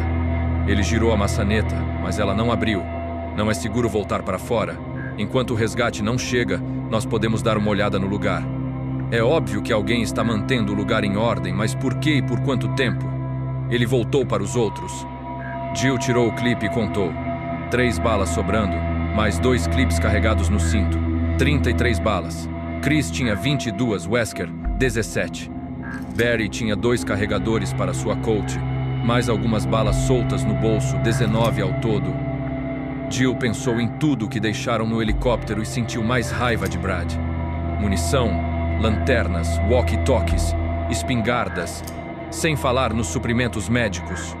A bereta que Joseph achou deve ser de algum bravo morto ou morrendo, e graças a Brad, eles não tinham sequer um band-aid para oferecer. Thump! O som de algo pesado caindo no chão, em algum lugar por perto. Em harmonia, eles se viraram para a única porta dupla no lado esquerdo da sala. Jill se lembrou de cada filme de terror que já viu. Uma casa estranha, um barulho estranho. Ela tremeu e decidiu que iria chutar o traseiro gordo de Brad quando voltar. Wesker disse. Chris concordou e foi para a porta, suas botas batendo altamente contra o chão de mármore. Chris, de mão na fechadura, ele olhou para ela. Tome cuidado, ela disse. Chris deu um sorrisinho, depois ergueu a arma e passou pela porta. Barry sorriu para ela, um olhar que a disse para não se preocupar, mas Jill não conseguia disfarçar o sentimento de que ele não estaria voltando. Ele estava sozinho. Quem quer que tenha feito barulho não estava lá. O formal tic-tac de um grande e antigo relógio de pêndulo era ouvido, ecoando pelas lajotas pretas e brancas. Era uma sala de jantar, do tipo que ele só via em filmes de gente rica. Como a anterior, esta sala tinha um pé direito bem alto e o parapeito do segundo andar. Também era decorada com caras obras de arte e uma lareira embutida no final dela, adornada com um brasão e espadas cruzadas sobre um manto. Não parecia ter como ir para o andar de cima, mas havia uma porta fechada à direita da sala, mais ao fundo, ao lado da lareira. Chris abaixou a arma e foi para a porta. A sala de jantar tinha ornamentos em madeira vermelha polida e quadros nas paredes cor de creme, que circundavam uma longa mesa de madeira. A mesa tinha capacidade para cerca de 20 pessoas. Pelo pó que estava nela, nada foi servido por semanas. Ninguém deveria tê-la usado por 30 anos. Spencer fechou o lugar antes que alguém pudesse ficar aqui. Chris balançou a cabeça. Obviamente foi reaberta muito tempo atrás. Por que a Umbrella mentiu sobre suas condições? Todos na cidade achavam que era uma pensão apodrecendo no meio do mato. Ele alcançou a porta e girou a maçaneta, tentando ouvir algum som do outro lado. A porta dava no meio de um estreito corredor. À direita, uns 10 metros de corredor, 2 portas de um lado e outra no final. À esquerda, o corredor virava para a direita, mais largo. Ele viu a ponta de um tapete. Tinha um vago odor no ar, algo desagradável, algo familiar. Num verão, quando ele era criança, a corrente de sua bicicleta saiu num passeio com os amigos. Ele parou a uns 15 centímetros dos restos do que algum dia foi uma marmota. O tempo e o calor do verão criaram o pior dos odores. Para completar, ele vomitou todo o seu almoço. Ele ainda se lembrava do cheiro, o mesmo cheiro que habitava o corredor. Fump! Um suave e confuso ruído veio de trás da primeira porta à direita do corredor, na parede da esquerda, como uma mão deslizando na parede. Chegando mais perto, o som parou. Ele pode ver que a porta estava meio aberta. Ele a abriu, saindo num corredor decorado com um papel de parede verde, água. Um homem estava de pé a uns 6 metros, de costas. Ele se virou vagarosamente, o cuidadoso arrastar de pés de um bêbado ou de um ferido, e o cheiro que Chris percebeu antes vindo dele. Suas roupas estavam rasgadas e manchadas. A parte de trás da cabeça era desigual, seu cabelo despenteado. Deve estar doente, talvez morrendo, que seja. Chris não estava gostando. Ele entrou no corredor e mirou sua bereta no peito do homem. Espere, não se mova. O homem completou seu giro e foi na direção de Chris. A face dele, daquilo, estava mortalmente pálida, exceto pelo sangue em seus lábios podres. Pedaços de pele seca estavam penduradas em suas bochechas fundas, e os círculos escuros de seus olhos expressavam fome enquanto erguia suas mãos esqueléticas.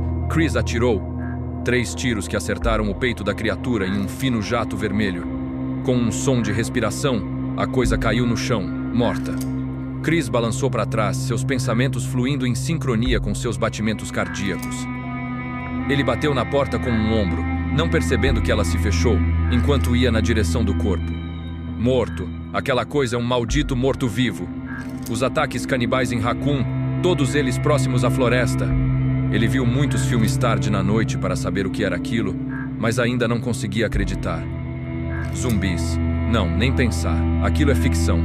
Deve ser algum tipo de doença, imitando os sintomas. Ele tinha que contar aos outros. Ele virou e agarrou a maçaneta, mas ela não iria abrir. Deve ter se trancado quando ele a empurrou, atrás dele, um movimento. Chris girou, olhos arregalados enquanto a criatura se erguia do chão, avançando sobre ele, em silêncio. Chris o viu babar, e a visão de um pegajoso riacho vermelho empoçando no chão de madeira o pôs em ação. Ele atirou de novo, 2 tiros na apodrecida face da criatura. Escuros buracos apareciam na cabeça dela, sangue escorrendo pela boca. Com um pesado suspiro, ela foi ao chão, espalhando um lago vermelho. Deu um último e inútil puxão na porta e passou cuidadosamente pelo morto, descendo o corredor. Ele girou o trinco de um porta à sua esquerda, mas estava trancada. Tinha uma pequena marcação na fechadura, o que parecia ser uma espada. Gravando essa informação, ele continuou andando, segurando sua bereta bem forte. Mais adiante, havia uma passagem com uma única porta, mas ele a ignorou, querendo achar um modo de voltar ao hall principal. Tinha outra porta no final do corredor, à esquerda, onde ele virava. Chris foi na direção dela, o cheiro de podridão da criatura, do zumbi, chame-a do que realmente é, aumentando cada vez mais. Ao tocar na maçaneta, ele ouviu um suave e faminto gemido, sabendo que só tinha 2 balas no clipe. Nas sombras à sua direita, movimento. Preciso recarregar. Ache algum lugar seguro. Chris abriu a porta e entrou, caindo direto nos braços de outra criatura que lá esperava, seus descascados dedos o agarrando, enquanto investia em sua garganta. Você está ouvindo o audiobook de Resident Evil, Umbrella Conspiracy. Somos o resumo Animatube. Por favor, se inscreva, curta, comente e compartilhe. Além disso, você também poderá ver outros conteúdos por aqui.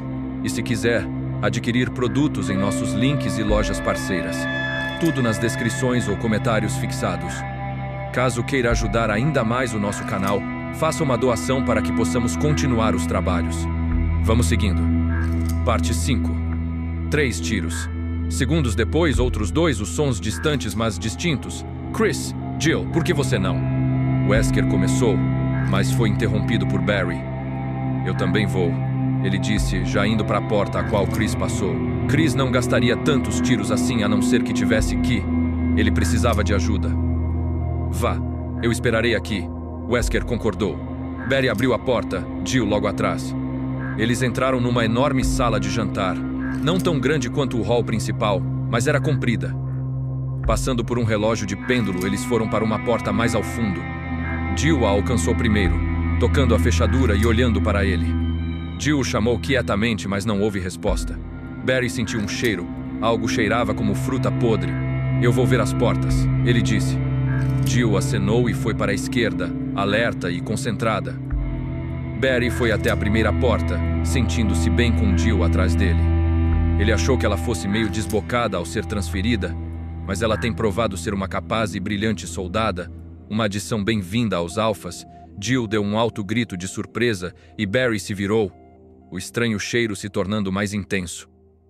Jill estava recuando da curva no fim do corredor, sua arma apontada para algo que Barry não podia ver. Pare, Mion!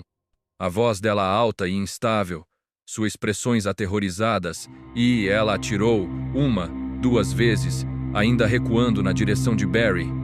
Ele ergueu sua Colt enquanto ela saía do caminho, enquanto um homem alto aparecia. Os braços do homem estavam esticados como os de um sonâmbulo. Barry viu o rosto da criatura e não hesitou. Ele atirou. Uma bala 357 arrebentando o alto da pálida cabeça em uma explosão, sangue escorrendo por suas estranhas e horríveis feições. E a coisa caiu para trás, aos pés de Jill. Barry correu para o lado dela. Por um momento, Barry pensou que fosse Chris, até ver a insígnia dos Stars.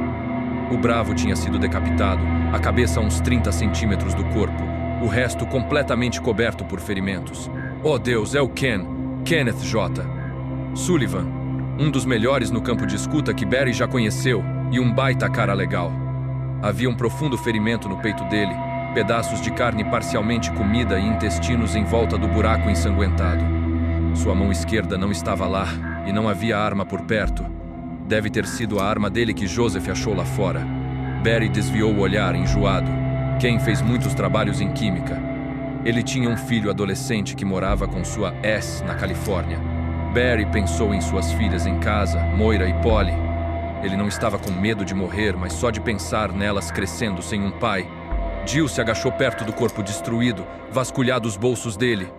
Ela olhou apologeticamente para Barry, que deu um aceno, concordando. Eles precisavam de munição. Ken certamente não. Ela achou clipes de 9mm e os colocou em seu bolso. Barry se virou e olhou para o agressor de Ken. Ele não tinha dúvidas de que estava olhando para um dos assassinos canibais que tem caçado em Raccoon City. O homem tinha uma crosta vermelha em volta da boca e carne em suas unhas, sua camisa esfarrapada dura com sangue seco. O estranho era o quanto morto ele parecia. Barry já fez um resgate secreto de reféns no Equador, onde um grupo de fazendeiros estavam sob a custódia de um bando de rebeldes malucos da guerrilha. Vários reféns foram mortos e depois dos TARS ter capturado os rebeldes, Barry foi registrar as mortes com um dos sobreviventes. As 4 vítimas foram baleadas, seus corpos jogados atrás de um barraco de madeira a qual os rebeldes se apossaram. Depois de 3 semanas sob o sol da América do Sul, a pele do rosto deles tinha enrugado. Ele se lembrava delas claramente e as viu de novo olhando para a criatura no chão. Era a face da morte. Além disso, cheirava como um matadouro num dia quente. Alguém esqueceu de dizer a esse cara que mortos não andam por aí. A mesma confusão estava no rosto de Jill, mas eles tinham que achar Chris e reagrupar.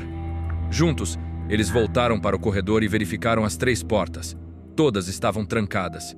Mas Chris tem que ter passado por uma delas. Não há outro lugar que ele possa ter ido. Não fazia sentido. Exceto arrombar as portas, não havia mais nada a ser feito. Nós devemos relatar isso para o Wesker, Jill disse, e Barry concordou. Se esse é o esconderijo dos assassinos, eles precisarão de um plano de ataque. Passando pela sala de jantar, eles cruzaram a porta para o hall principal, Barry imaginando o que o capitão dirá sobre isso. Era óbvio que Barry parou procurando na elegante e vazia sala, não achando graça no que poderia ser uma brincadeira.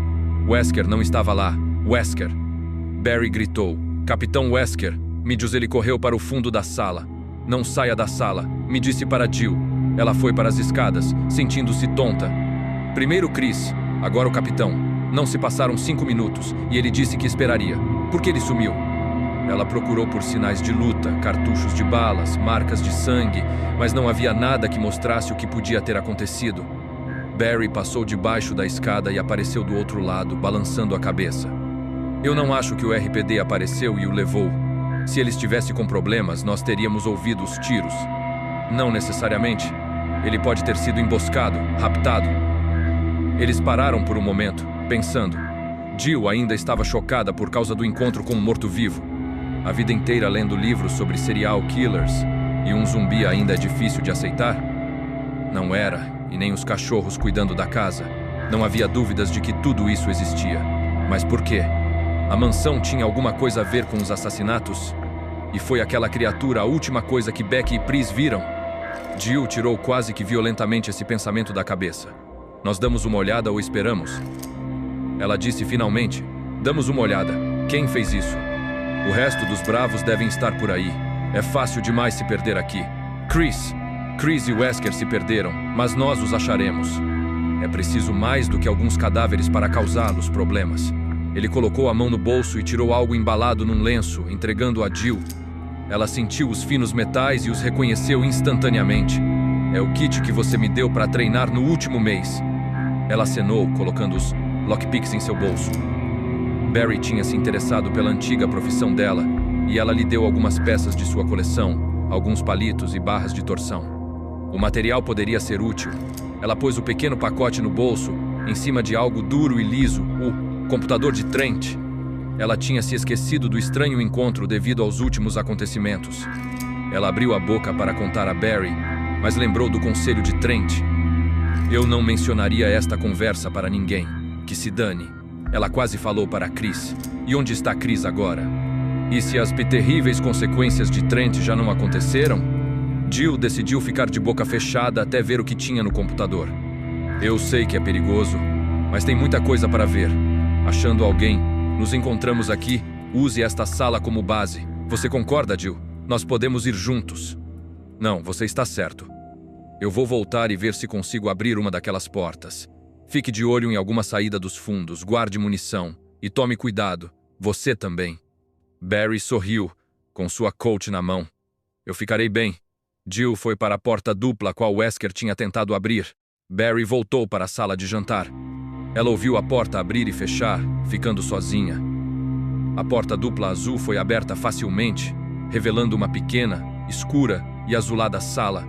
Luzes iluminavam os quadros nas paredes e, no centro da sala, uma grande estátua de uma mulher segurando um vaso no ombro. Jill fechou a porta e se ajustou à escuridão, notando duas portas no lado oposto da sala.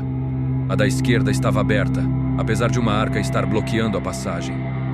Wesker não deve ter ido por lá. Ela foi para a da direita e tentou abri-la. Trancada.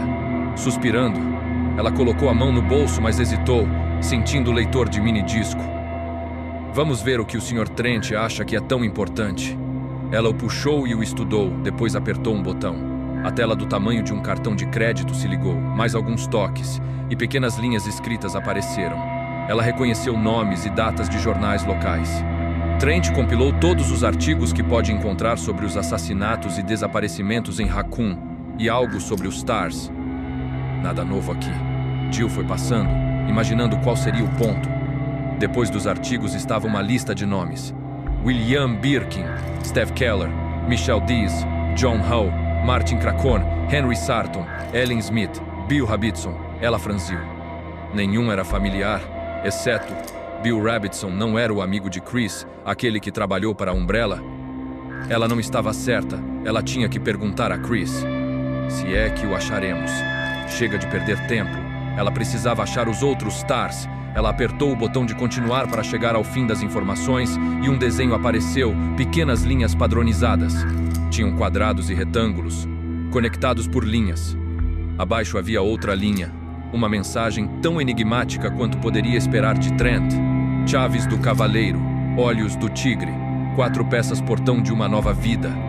Leste, Águia, Oeste, Lobo. Nossa, que esclarecedor. Isso torna tudo mais claro, não é? O desenho era algum tipo de mapa, ela decidiu. Parecia ser uma planta. A área maior estava no centro, uma menor estendendo-se para a esquerda. De repente, Jill sentiu seu coração pular uma batida. Ela olhou para a tela e imaginou como Trent ficou sabendo. Era o primeiro piso da mansão. Ela apertou o botão de continuar e viu o que só poderia ser o segundo andar.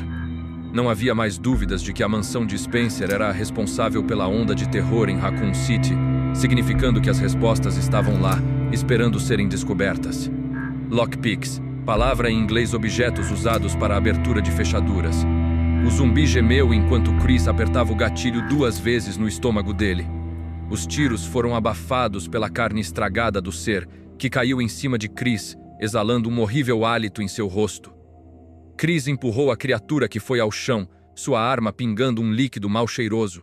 Chris se afastou, secando o revólver no colete enquanto respirava fundo, tentando não vomitar. O corredor a qual entrou era escuro tal como seus detalhes em madeira. Ele recarregou a arma. 15 balas restando. Ele tinha uma faca Bowie, mas a ideia de enfrentar uma criatura que com certeza matou pessoas em Raccoon não era boa.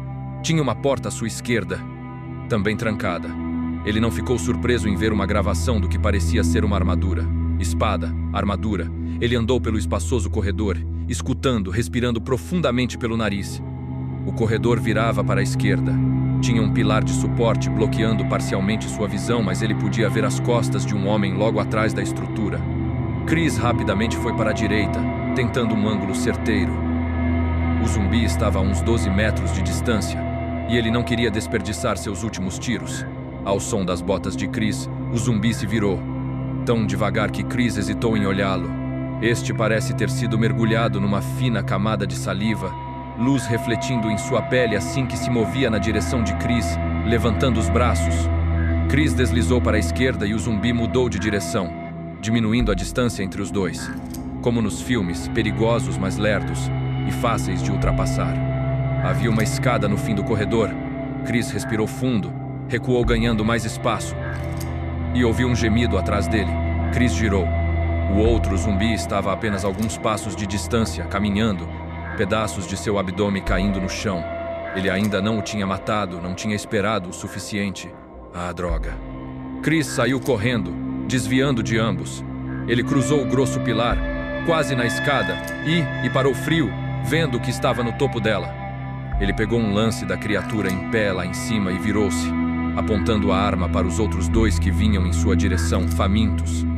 Das sombras ao lado da escada veio a visão de outra porta. Ele estava emboscado. Não havia como matar todos a porta. Ela estava de frente para a lateral da escada, a escura madeira tão bem camuflada nas sombras que ele quase não a viu. Chris correu para ela, agarrando a maçaneta, rezando para que ela abrisse. Os zumbis estavam mais perto. Se estiver trancada, ele estará morto.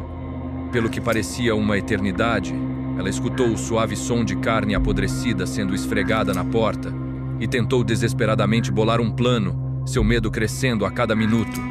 Não havia trava na porta e ela tinha perdido sua arma na corrida para casa.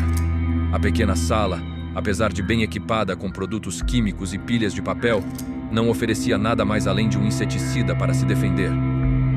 Ela pegou o inseticida e permaneceu atrás da porta. Ela planeja usar, no caso algum monstro aprenda a usar a maçaneta. Ela ouviu que poderiam parecer tiros em algum lugar próximo. Sua esperança era de que fosse alguém do time, mas com o passar do tempo ela começou a achar que era a única restando, quando a porta abriu subitamente e uma figura respirante correu para dentro. Rebecca não hesitou. Ela avançou e apertou o botão, jogando uma nuvem de química na face dele, tentando correr. Miga! Ele gritou e encostou na porta, fechando-a. Ele cobriu os olhos, cuspindo. Ele não era um monstro. Ela acabou de agredir um dos alfas. Rebecca já estava mexendo em seu kit médico, imensamente aliviada em ver outros TARS e envergonhada. Ela tirou um pano limpo e um pote de água, indo na direção dele. Fique de olhos fechados, não os esfregue. O alfa abaixou as mãos e ela finalmente o reconheceu. Era Chris Redfield. Ela se sentiu vermelha e grata por ele não conseguir vê-la. Boa, Rebecca. Quer causar uma boa impressão em sua primeira missão, mas acaba perdendo a arma, se perdendo, cegando um membro de equipe. Ela o levou para a pequena cama no canto da sala. Ela o sentou e aplicou seu treinamento. Põe a cabeça para trás. Isso vai arder um pouco, mas é só água, tá bom? Ela passou um pano úmido nos olhos dele, aliviada por não ter sido nada grave. O que era aquilo? Ele perguntou, piscando rapidamente. Ah, inseticida. O rótulo foi arrancado, mas o ingrediente ativo é provavelmente permefrina. É um irritante e o efeito não vai durar muito.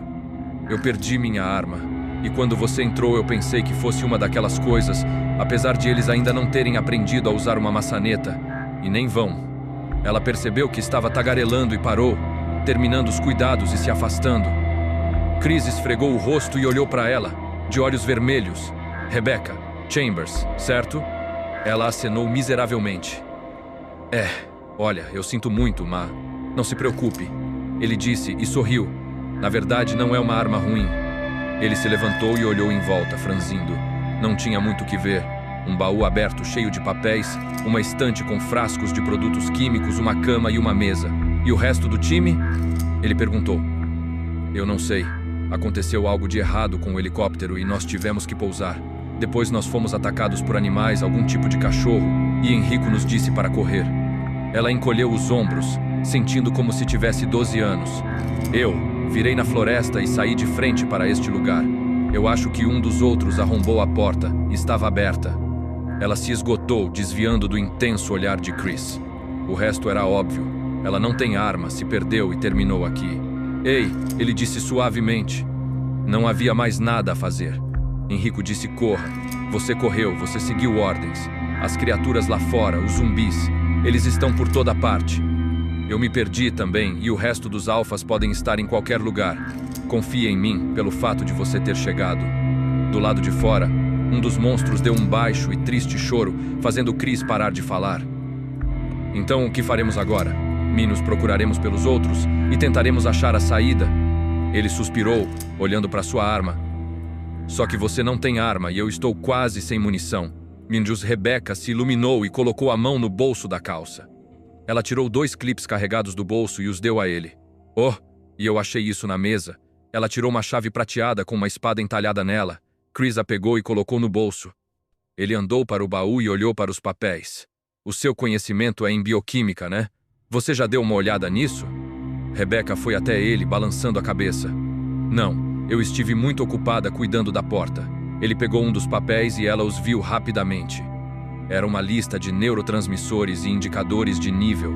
Química cerebral, Mills, ela disse. Mas esses números estão todos bagunçados. A serotonina e a norepinefrina estão muito baixos.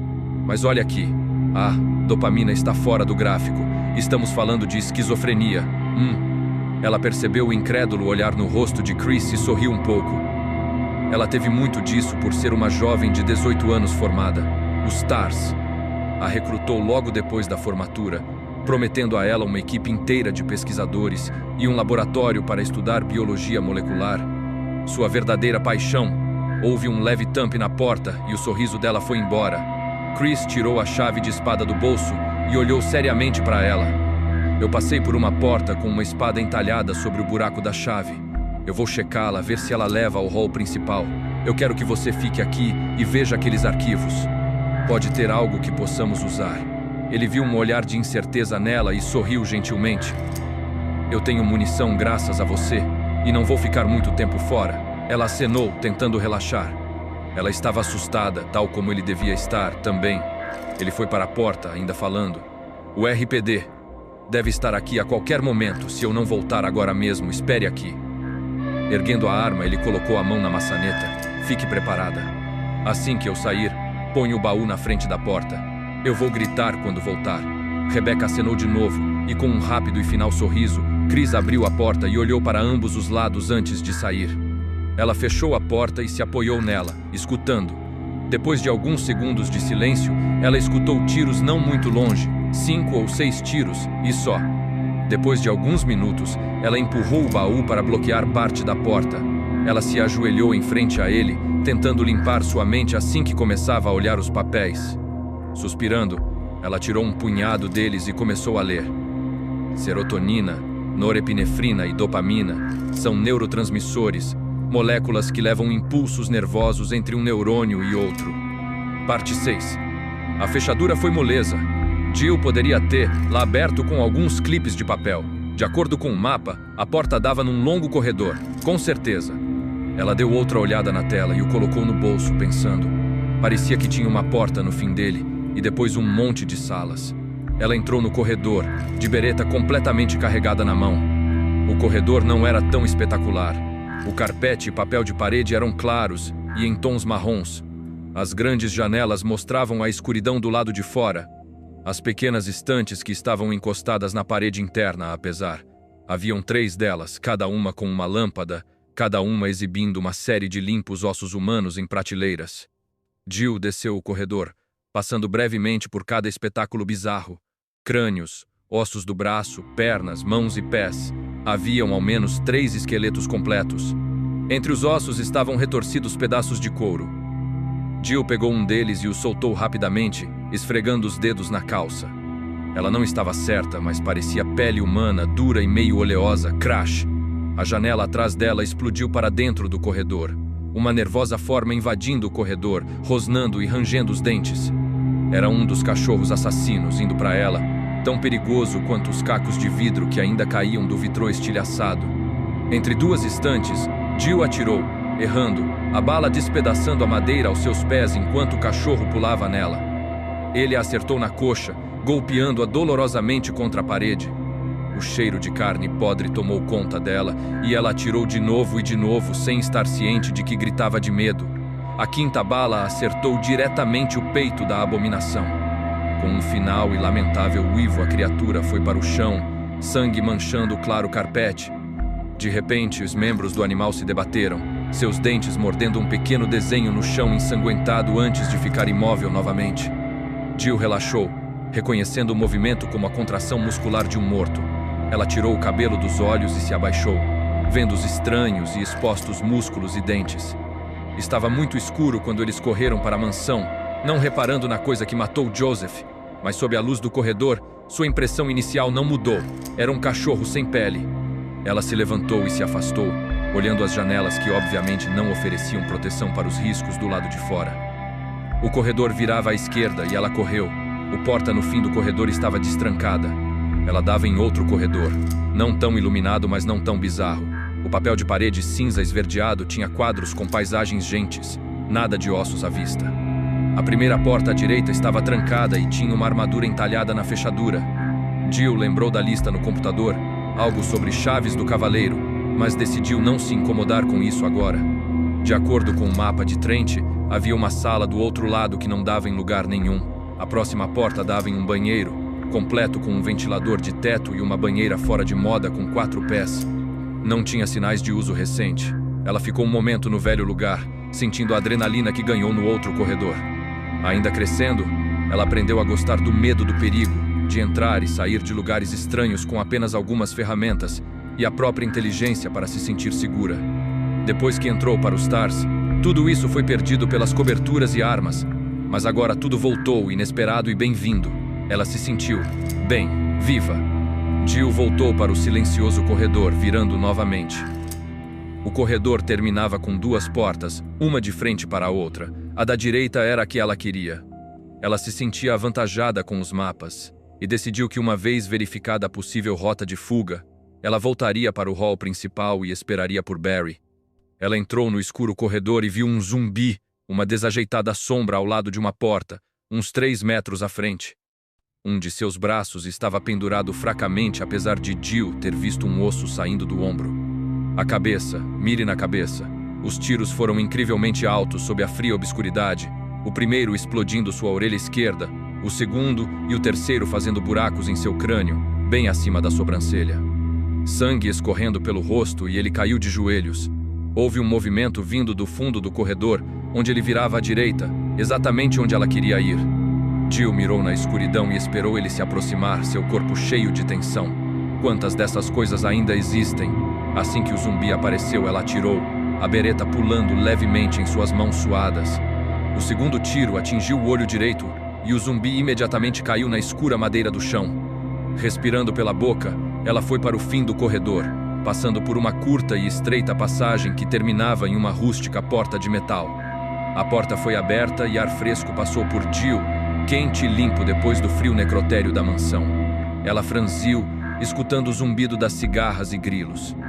Ela chegou ao final de sua excursão, mas ainda não estava do lado de fora. Achar um caminho seguro direto para os fundos desse lugar. Nós podemos ir para norte, alcançar uma das estradas e descer até a barricada. Ela estava numa passagem coberta. O chão era um mosaico feito com pedras verdes e tinha altas paredes de concreto. Haviam pequenas aberturas arqueadas próximas ao teto, por onde a leve brisa passava e trepadeiras desciam, como um lembrete do mundo exterior. Ela correu pela passagem, lembrando do mapa em que havia uma única sala à direita. Ela virou e se deparou com outra porta de metal, seu sorriso indo embora assim que tocava a maçaneta. A porta estava presa. À esquerda, na parede, estava algum tipo de diagrama numa lisa placa de metal. Haviam 4 depressões hexagonais do tamanho de uma mão fechada, cada uma ligada à outra por uma fina linha. Jill observou a legenda gravada abaixo, desejando ter uma lanterna enquanto fazia força para decifrar as palavras. Ela tirou a fina camada de pó das letras e tentou de novo. Quando o sol se pôr no oeste e a lua se erguer no leste, estrelas começarão a aparecer no céu e o vento soprará na direção do solo. Então, o portão da nova vida se abrirá. Ela piscou. 4 buracos. A lista de Trent. 4 peças. E algo sobre o portão de uma nova vida é um mecanismo de combinação para a fechadura. Coloque as 4 peças e a porta abre.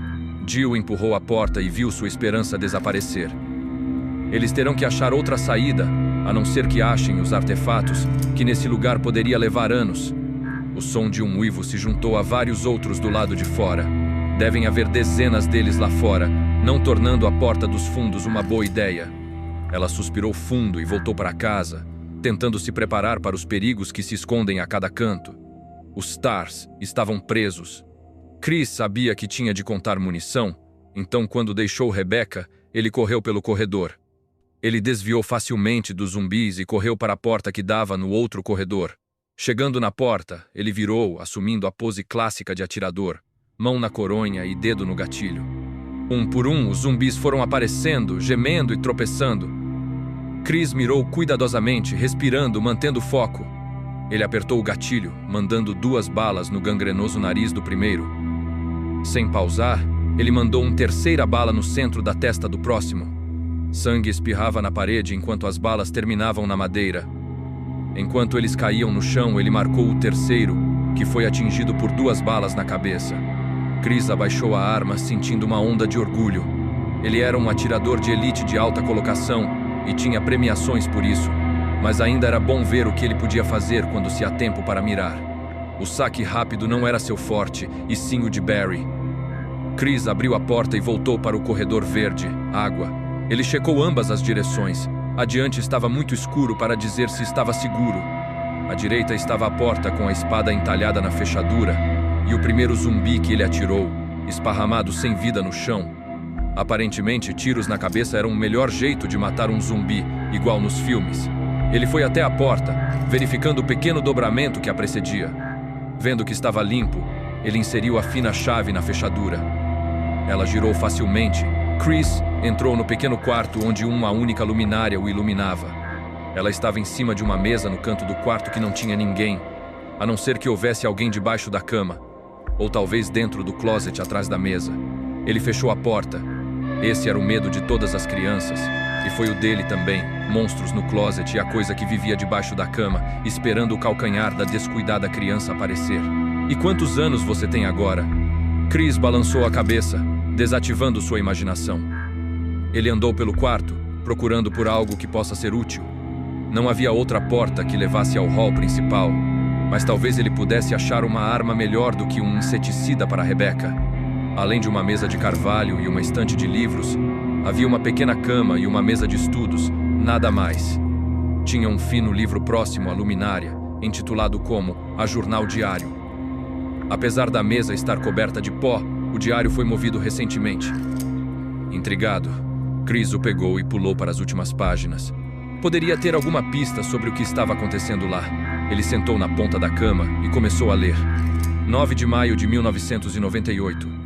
Hoje à noite eu joguei pôquer com Scott, alias da segurança, e Steve da pesquisa. Steve foi o grande vencedor, mas eu acho que ele estava trapaceando. Que idiota. Chris sorriu um pouco. Ele pulou para a próxima data e seu sorriso congelou. 10 de maio de 1998. Um dos superiores me designou para tomar conta de um novo experimento. Ele se parece com um gorila sem pele. Segundo instruções, eles deviam ser alimentados com animais vivos. Quando eu joguei um porco na jaula, a criatura pareceu brincar com ele, rasgando suas pernas e pondo seus intestinos fora antes de começar a comê-lo.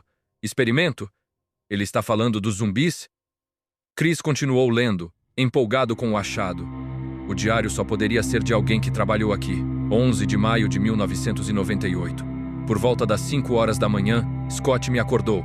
Ele estava vestindo uma roupa protetora que mais parecia um traje espacial. Ele me deu outra e pediu que eu a pusesse.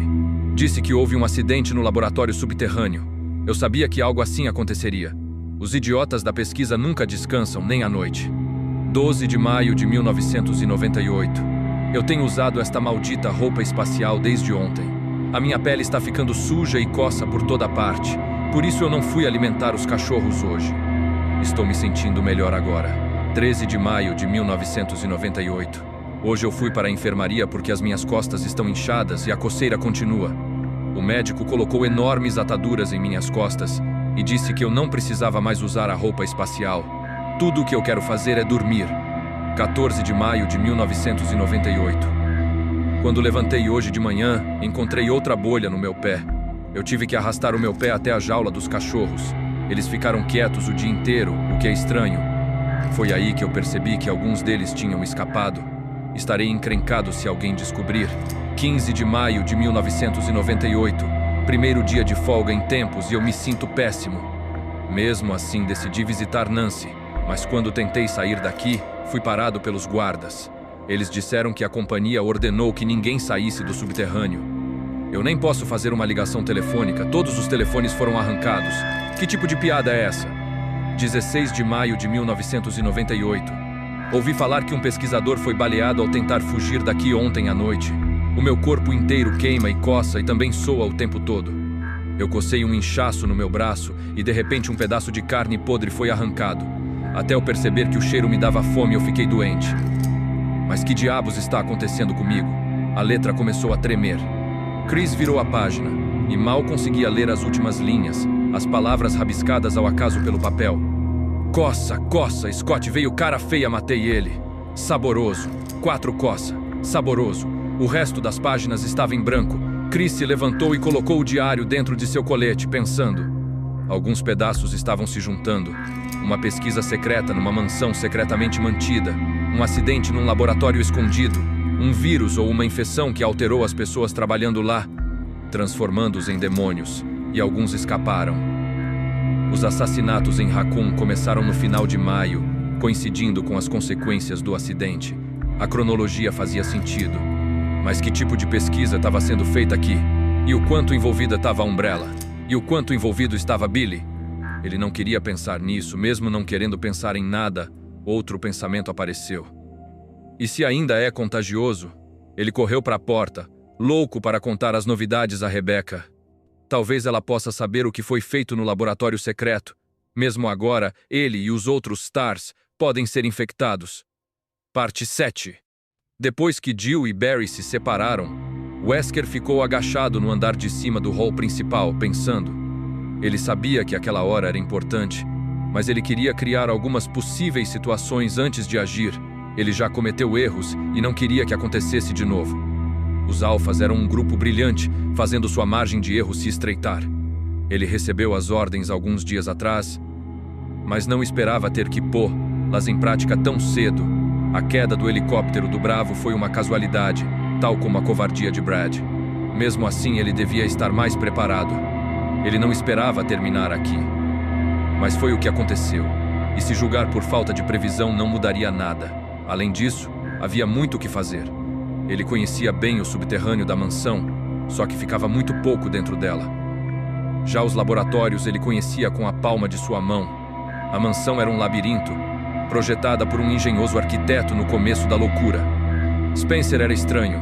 Ele instalou tudo quanto é tipo de pequenos mecanismos na casa, do tipo que se vê em bobos filmes de espionagem dos anos 60. Mecanismos que tornarão esse trabalho 2 vezes mais difícil. Chaves escondidas, túneis secretos.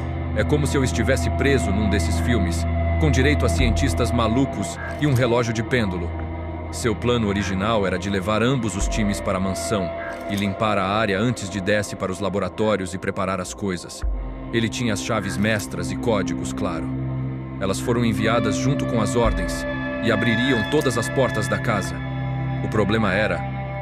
não havia chave para a porta que dava para o jardim.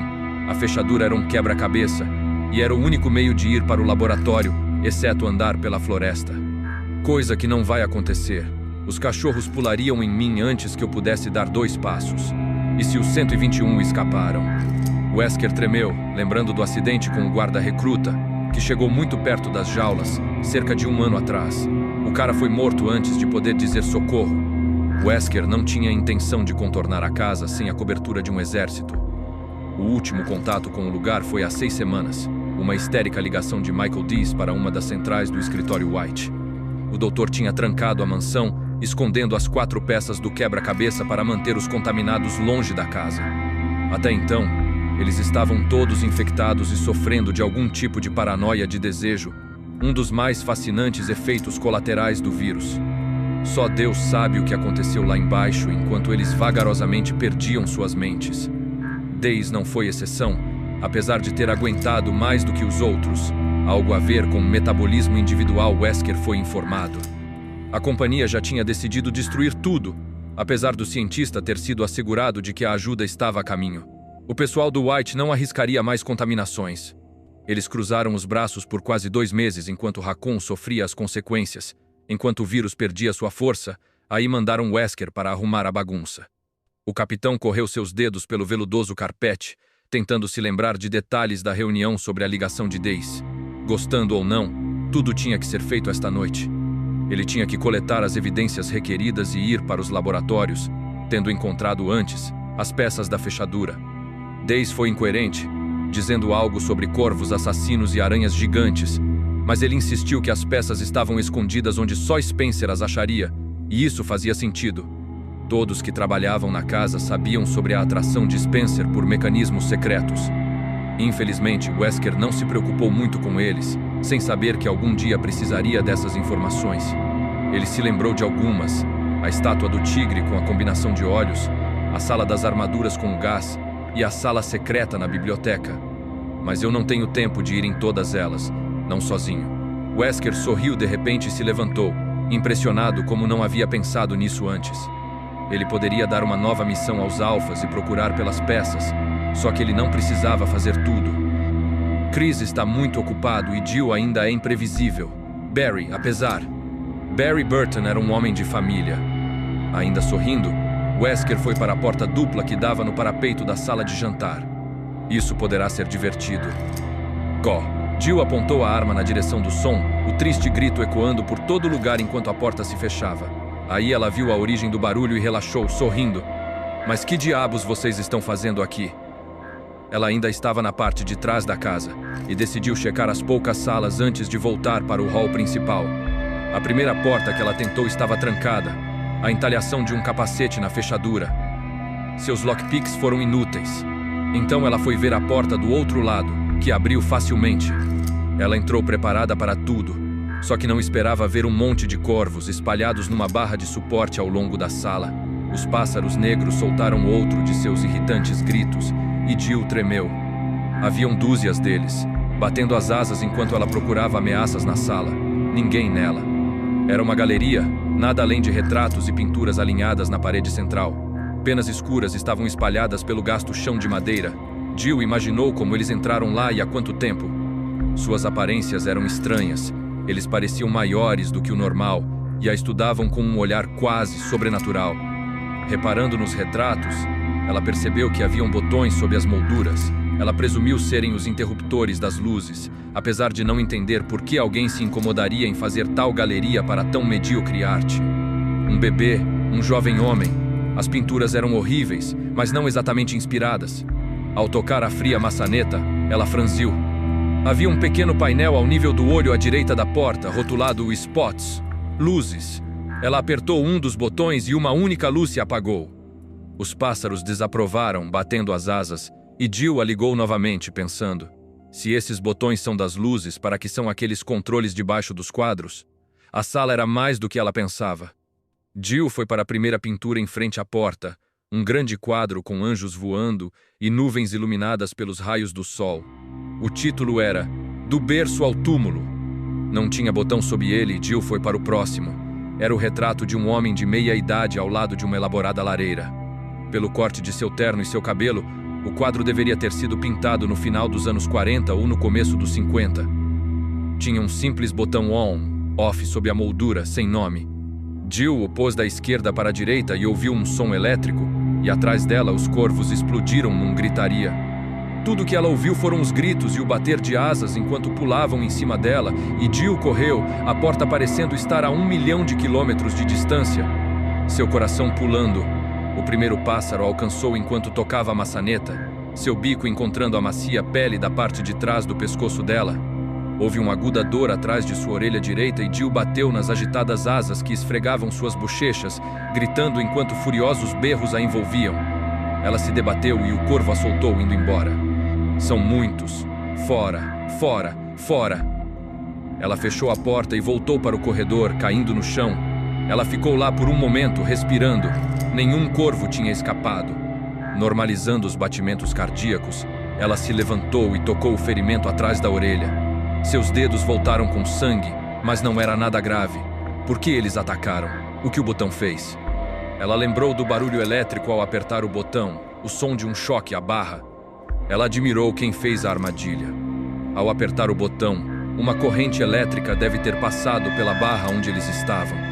Ela nunca ouviu falar em corvos treinados para atacar, mas pensou em outra explicação. Alguém estava escondendo algo naquela sala. Para descobrir, ela teria que voltar lá. Eu posso ficar na porta e acertar um por um. Ela não gostou da ideia. Ela não confiava em sua mira e acabaria desperdiçando muitas balas. Só tolos aceitam o óbvio. Use a cabeça, Jillzinha. Ela sorriu um pouco. Era seu pai falando, fazendo-a se lembrar do treinamento que teve antes dos TARS. Uma de suas memórias mais recentes era de se esconder nos arbustos do lado de fora de uma velha casa em Massachusetts que seu pai tinha alugado, analisando as escuras janelas enquanto ele explicava como procurar uma possibilidade. Tudo desde como remover cacos de vidro sem danificar-nos até subir escadas sem fazer cracks, e ele também ensinou que toda charada tem mais de uma resposta. Matar os pássaros era óbvio demais. Ela fechou os olhos, concentrando-se. Botões e retratos.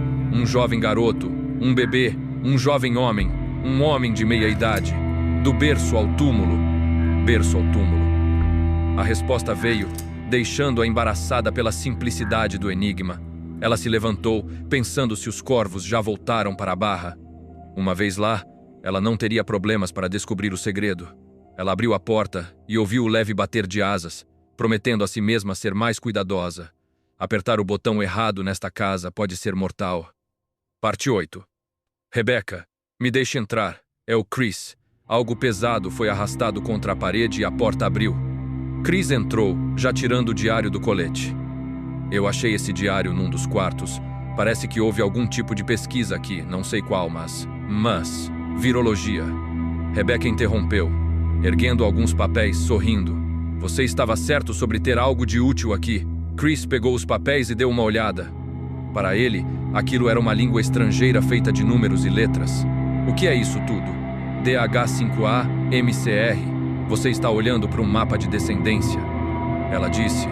Aquele é o de um hospedeiro por criação genômica contendo citosina metilada, ou resíduos de adenina, dependendo. Chris levantou a sobrancelha. Vamos fingir que eu não faço a mínima ideia do que você está falando e tente de novo. O que você achou? Rebecca corou levemente e pegou os papéis de volta. Desculpe, há um monte de... coisas aqui sobre infecção viral. Isso eu entendo. Um vírus. Ele folheou o diário, contendo a data do primeiro relato do acidente no laboratório. Em 11 de maio, houve algum tipo de vazamento no laboratório desse lugar. Em 8 ou 9 dias, a pessoa que escreveu isso se transformou numa daquelas criaturas lá fora. Rebecca arregalou os olhos. Diz quando os primeiros sintomas apareceram? Parece que sim. Em 24 horas, ele ou ela estava reclamando de coceira na pele, inchaços e bolhas em 48 horas. Rebecca empalideceu. Isso é, uau! Chris acenou. É, exatamente. Tem jeito de dizer se ainda pode infectar? Não sei mais informações. Tudo aquilo. Rebecca apontou para o baú cheio de papéis. É bem velho, uns 10 anos, e não há nada específico sobre a aplicação. Um aerotransmissível com esse tipo de velocidade e toxicidade, se ainda fosse viável, toda a Raccoon já estaria infectada. Não tenho certeza, mas duvido que ainda é contagioso. Chris se aliviou. Nós temos que achar os outros. Se algum deles passar pelo laboratório sem saber o que tem lá. Rebecca parecia chocada com o pensamento, mas acenou corajosamente e foi para a porta. Chris decidiu que, com um pouco de experiência, ela daria um ótimo membro dos TARS. Mesmo sem arma, ela estava abandonando a relativa segurança daquela sala para ajudar os companheiros. Juntos, eles correram até a porta que dava no corredor verde, água. Chris verificou a arma e virou para Rebecca. Fique perto. A porta que queremos é para a direita no fim do corredor. Eu vou ter que atirar na fechadura. Tenho certeza de que há 1 ou 2 zumbis por lá e você vai ter que vigiar. Sim, senhor. Ela disse e Chris sorriu. Ele abriu a porta e a cruzou, apontando a arma para as sombras à frente e depois para a direita. Nada se moveu. Vamos. Ele cochichou e eles correram, pulando morto no meio do caminho. Rebecca passou a proteger a retaguarda enquanto Chris girava a maçaneta, ainda trancada. Ele se afastou da porta e mirou cuidadosamente. Atirar numa porta trancada não era tão fácil e seguro como nos filmes. Ele olhou sobre o ombro e viu uma figura no fim do corredor, andando para eles. Chris pôde ver que a criatura estava sem um braço. Chris virou para a porta e atirou 2 vezes. A madeira estilhaçou tal como o quadrado de metal. Puxando a maçaneta, a porta se abriu. Ele agarrou o braço de Rebecca, apontando para o zumbi. Fazendo meio caminho, ele parou no corpo caído. Chris observava. O zumbi se pôs de joelhos e enterrou sua mão no crânio do outro. Chris voltou para Rebecca, fechando a porta. Ele examinou o corredor, notando as diferenças. À sua direita, a uns 6 metros, estava o corpo de um zumbi, sua cabeça arrebentada. Estava de papo para o ar, ensanguentado. Ele disse, e foi até a porta aberta, segurando sua arma. Ele queria voltar para o hall principal com Rebecca, mas o fato de alguém do time ter passado por ali merecia uma olhada. Ao passarem pela porta fechada à direita, Rebecca hesitou. Tem o desenho de uma espada na fechadura. Ele manteve sua atenção na porta aberta, mas percebeu que haviam muitas maneiras de se perder por lá. Ele não achava que o resto do time ainda esperava por ele, mas suas ordens eram de voltar para o hall principal e relatar. Ele não devia levar uma recruta desarmada para um território desconhecido sem ao menos checá-lo. Chris suspirou, abaixando a arma. Nós podemos voltar aqui mais tarde. Rebecca concordou e juntos eles voltaram para a sala de jantar, Chris esperando ter alguém lá para encontrá-los. Barry apontou sua Colt para o zumbi e atirou, a bala explodindo a cabeça da criatura antes mesmo de alcançar sua bota. Respingos de sangue voaram em seu rosto enquanto o zumbi morria. De cara feia, ele secou o rosto com as costas da mão enquanto os pequenos riachos de vermelho desciam por entre os azulejos. Barry abaixou o revólver, sentindo seu ombro esquerdo. A porta lá em cima estava solidamente trancada. Olhando para o zumbi no chão, ele percebeu que teria de voltar e abrir outra porta. Se Chris tivesse passado por ali, aquele zumbi já estaria morto. Então onde ele está? Das 3 portas trancadas, Barry tinha escolhido a que dava término ao corredor. Ele saiu num pequeno e escuro corredor em U, que passava por um poço de elevador com grades antigas e terminava numa escada que descia. A branca cozinha depois dela parecia deserta. A bancada no meio da cozinha estava coberta de poeira e havia umidade nas paredes, sem sinais de uso recente, sem sinal de Chris. Ele ia voltar quando percebeu um rastro na poeira do chão e o seguiu. Suspirando, Barry passou pelo zumbi morto. Uma última checada antes de subir e tentar a segunda porta. No fundo da cozinha, à esquerda, havia o mesmo poço de elevador protegido pelas grades fora de moda. Ele não chamou o elevador, mesmo porque o botão do andar de cima não tinha funcionado. Além disso, a ferrugem na grade de metal sugere que ninguém a usou por muito tempo. Ele se virou e voltou, pensando em Jill. Barry não gostava daquela casa. Era fria, perigosa e cheirava como um frigorífico de carne. Ele não é do tipo que se assusta fácil ou deixa a imaginação fluir, mas metade dele sempre esperava ver um fantasma debaixo de um lençol branco e balançando correntes a cada curva. Houve um distante barulho atrás dele. Barry virou e apontou a arma ao acaso, seus olhos arregalados e boca seca. Houve outro barulho metálico, seguido por um baixo de maquinário. Barry respirou fundo, soltando o ar bem devagar. Não era um espírito sem corpo. Alguém estava usando o elevador. Quem? Chris e Wesker estão desaparecidos e Jill está na outra asa. Ele esperou onde estava, abaixando a arma. Se ele parar nesse andar, Barry terá uma boa mira caso alguém apareça na curva. Barry abriu esperanças. Pode ser algum bravo, ou alguém que vivia lá e pudesse dizer o que aconteceu.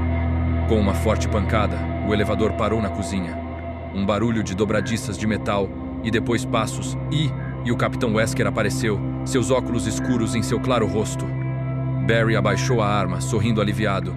Wesker parou onde estava e sorriu de volta. Barry, justo o homem que eu estava procurando. Ele disse, Deus, você me assustou. Eu ouvi o elevador vindo e pensei que fosse ter um ataque cardíaco. Barry parou, seu sorriso desaparecendo. Capitão, aonde você tinha ido? Quando nós voltamos, você tinha sumido. Wesker sorriu mais. Desculpe por isso. Eu tive que tratar alguns assuntos, você sabe, chamados da natureza. Barry sorriu de novo, surpreso pela confissão. Preso em território hostil e o cara foi dar uma mijada. Wesker tirou os óculos, fazendo contato visual, fazendo Barry se sentir tenso de repente. O sorriso de Wesker parecia crescer. Parecia que todos os dentes estavam aparecendo. Barry, eu preciso de sua ajuda. Você já ouviu falar em White Umbrella? Massachusetts, estado do Z. Citosina, constituinte essencial dos ácidos nucleicos. Adenina, base purínica constitutiva dos ácidos nucleicos. Barry balançou a cabeça negativamente, sentindo-se desconfortável por um segundo. White Umbrella é um setor da Umbrella Inc., uma divisão muito importante. Eles são especializados em pesquisa biológica. A mansão de Spencer abriga seus laboratórios e recentemente houve um acidente. Wesker passou a mão na bancada central e se apoiou nela, falando tranquilamente. Esta divisão da Umbrella tem alguns laços com a organização STARS, e há pouco tempo eu fui convidado para ajudá-los nessa situação. É uma situação bem delicada, sabe, bem secreta. A White Umbrella não quer que um pingo de seu envolvimento escape. Agora, eu devo ir para os laboratórios subterrâneos e dar o fim em algumas provas incriminadoras. Prova de que a White Umbrella é responsável pelo acidente que causou tantos problemas em Raccoon. O problema é, eu não tenho a chave para chegar aos laboratórios. Chaves, na verdade. E é aí que você entra. Eu preciso que você me ajude a achar essas chaves. Barry o encarou por um momento, sua mente funcionando. Um acidente, um laboratório secreto fazendo experiências biológicas, cães assassinos e zumbis soltos na floresta. Barry apontou seu revólver para o rosto sorridente de Wesker, abalado e nervoso. Você está louco? Você acha que eu vou te ajudar a destruir provas? Seu louco filho da mãe! Wesker balançou a cabeça, agindo como se Barry fosse uma criança. Ah, Barry, você não entende, você não tem escolha. Veja, alguns amigos meus da White Umbrella estão agora do lado de fora da sua casa, olhando sua esposa e filhas dormindo. Se você não me ajudar, sua família vai morrer. Barry pôde sentir o sangue sair de seu rosto. Ele engatilhou sua Colt, sentindo um súbito ódio por Wesker. Antes de você puxar o gatilho, eu devo mencionar que se eu não der um retorno aos meus amigos em breve, as ordens são para ir em frente e matá-las. Kathy, meninas, você está blefando, Barry disse, e o sorriso de Wesker finalmente desapareceu, seu rosto voltando a vestir a mesma máscara de sempre. Não estou, disse friamente. Atire. Depois você pode ir se desculpar nas lápides delas. Houve silêncio por um momento. Então, Barry vagarosamente desengatilhou a arma e a abaixou, seus ombros desmoronando. Ele não podia, não iria arriscar. Sua família era tudo. Wesker acenou e tirou um molho de chaves do bolso. Há 4 peças de metal em algum lugar na casa. Cada uma tem o tamanho de uma xícara e tem um desenho em relevo num dos lados. Sol, lua, estrela e vento. Há uma porta dos fundos no outro lado da mansão onde elas devem ser colocadas. Ele desprendeu uma chave e a deslizou sobre a mesa para Barry. Esta deve abrir todas as portas do outro lado, ou ao menos as mais importantes, primeiro e segundo andar. Ache aquelas peças para mim e sua esposa e filhas ficarão bem. Barry pegou a chave, cansado e mais assustado do que nunca. Chris e Jill nunca vão indubitavelmente querer te ajudar. Se você ver algum deles, diga que a porta dos fundos que você descobriu pode ser a saída. Eu tenho certeza que eles ficarão felizes em trabalhar com seu confiável amigo, o bom e velho Barry. De fato, você deveria destrancar todas as portas para fazer um bom trabalho. Wesker sorriu de novo, um amigável meio sorriso que escondia suas palavras. Claro, você disse que me viu. Isso complicaria as coisas. Se eu tiver problemas, digamos, baleado pelas costas. Bom, isso é tudo. E que isso fique só entre nós. A chave tinha um pequeno desenho, o peito de uma armadura. Barry a pôs no bolso. Aonde você estará? Oh, eu estarei por aí, não se preocupe. Eu te aviso quando for a hora. Barry tentou esconder o medo em sua voz. Você dirá que estou te ajudando, né? Você não esquecerá de dar o retorno?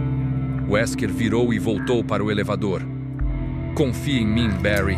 Faça o que eu mando e não há nada com o que se preocupar. A grade do elevador abriu e fechou, e Wesker se foi. Barry ficou olhando o espaço vazio onde Wesker tinha estado, pensando em como escapar da ameaça. Não tinha jeito. Não tinha o que discutir entre sua honra e sua família. Ele podia viver sem honra. Ele voltou para a escada, determinado a fazer o necessário para salvar Kathy e suas filhas. Quando tudo acabar, quando estiver certo de que elas estão a salvo, não haverá lugar para se esconder, capitão. Barry prometeu a si mesmo que Wesker pagaria pelo que estava fazendo. Parte 9. Jill encaixou a pesada peça de cobre com uma estrela gravada em sua posição no diagrama, acima das outras 3 aberturas. A peça encaixou com um clique.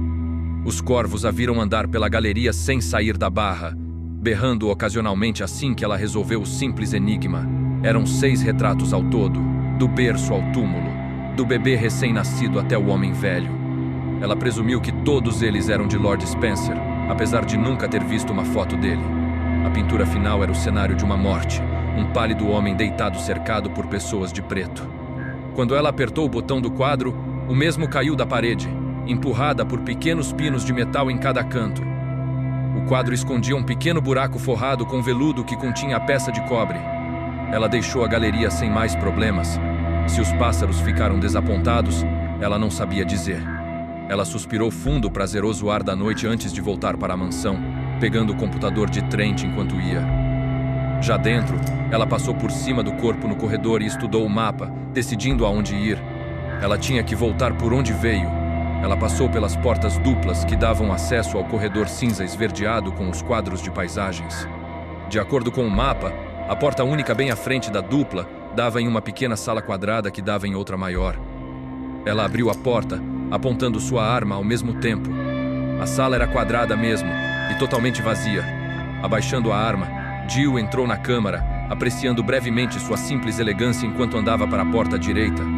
O lugar tinha um pé direito bem alto, e paredes de mármore cor de creme com manchas douradas. Linda. E cara, no mínimo. Ela se lembrou dos velhos dias com Dick, todos os seus grandes planos e esperanças a cada investida. Isso era o que o dinheiro real podia comprar. Jill abriu a porta da direita. Uma rápida mirada e relaxou. Ela estava sozinha. Havia uma lareira à direita, abaixo de um tapete de parede ornado em vermelho e dourado. Em volta dela, havia um baixo e moderno sofá e uma mesa de centro oval em cima de um tapete laranja escuro de desenho oriental. E na parede de trás, uma espingarda estava suspensa por 2 ganchos, brilhando com a luz do antigo lustre acima. Jill sorriu e correu pela sala, sem acreditar no que via. Por favor, esteja carregada. Por favor. Assim que parou na frente dela, Jill reconheceu a marca. Armas eram o seu forte, mas era a mesma que os Stars. Usava uma Remington M870, 5 tiros. Ao mesmo tempo, houve um som mais pesado atrás da parede, como se metal estivesse mudando de posição. Jill não sabia o que era, mas não estava gostando.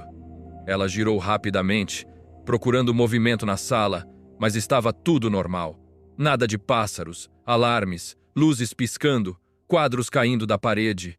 Aliviada, ela verificou que a arma estava completamente carregada. Ela vasculhou a sala, mas não achou mais munição. Não tinha mais nada de interessante lá.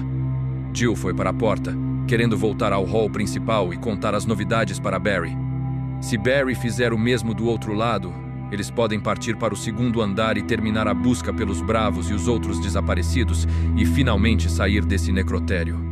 Ela fechou a porta e andou pela sala quadrada esperando, assim que tocava a maçaneta, que Barry tenha encontrado Chris e Wesker.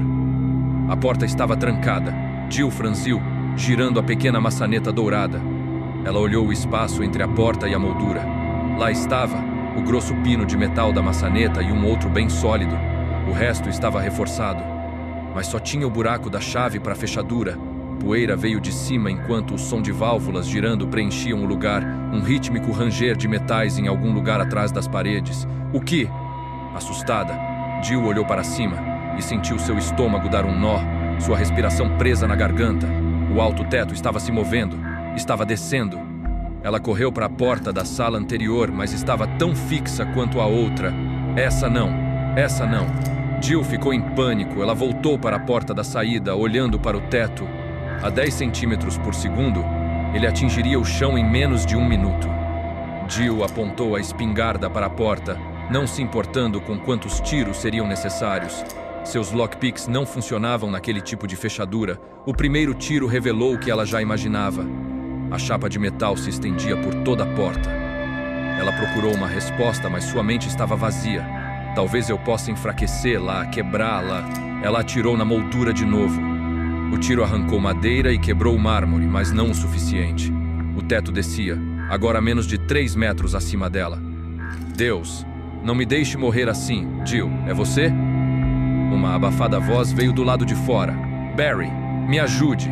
Barry, derrube a porta agora. Jill gritou desesperada. Afaste-se. Jill saiu de perto assim que ouviu um pesado golpe atingir a porta. A porta se mexeu, mas não abriu. Outra pancada acertou a porta, 1,5 metros acima dela. Vamos, vamos. E terceiro golpe fez pedaços de madeira voarem e a porta abrir. Barry apareceu na porta, seu rosto vermelho e suado, sua mão alcançando a dela. Jill pulou e ele agarrou seu pulso, literalmente tirando-a de suas botas. Eles caíram no chão enquanto a porta era arrancada de suas dobradiças. Madeira e ferro se contorciam enquanto o teto continuava descendo, a porta fazendo uma série de craques. Com um boom final, o teto encontrou o chão. Estava acabado, tudo tão quieto quanto um túmulo. Eles se levantaram, Jill olhando para a passagem. O lugar foi preenchido por algumas toneladas do que foi o teto. Ela olhou para a espingarda que ainda estava em suas trêmulas mãos, lembrando-se de como estava certa sobre não haver armadilhas lá, e pela primeira vez ela imaginou como iriam sair daquele inferno. Chris caminhou pelo tapete em frente à escada do hall principal, Rebecca ao lado do corrimão. Não tinha ninguém lá. Eles levantaram a cabeça escutando, mas era só. Não dava para saber de onde veio. Bom, isso nos leva ao plano B, Chris disse. Qual é o plano B, Ma? Chris suspirou. Sei lá, mas nós podemos começar checando a sala com a chave da espada. Talvez nós possamos achar mais informações enquanto o time não aparece, um mapa ou algo mais. Rebecca concordou e eles voltaram pela sala de jantar, Chris na frente. Ele não queria expô-la ao perigo, mas não queria deixá-la sozinha, pelo menos no hall principal. Não parecia seguro lá. Assim que passaram pelo relógio de pêndulo, algo pequeno e duro quebrou sob os pés de Chris. Ele se abaixou e ergueu um pedaço de gesso cinza escuro. Haviam outros 3 por perto. Você viu isso da última vez? Ele perguntou. Rebecca balançou a cabeça e Chris se agachou, procurando mais deles. Do outro lado da mesa estava uma pilha de fragmentos. Eles deram a volta na longa mesa, parando em frente ao monte de destroços. Chris cutucou os pedaços com a ponta dos pés. Pelos ângulos e formas, aquilo deveria ter sido uma estátua, mas agora é lixo. É importante? Rebecca perguntou. Talvez sim, talvez não. Vale uma olhada. Numa situação como esta, nós nunca sabemos o que pode ser uma pista. O tic-tac do relógio seguiu até a porta do corredor.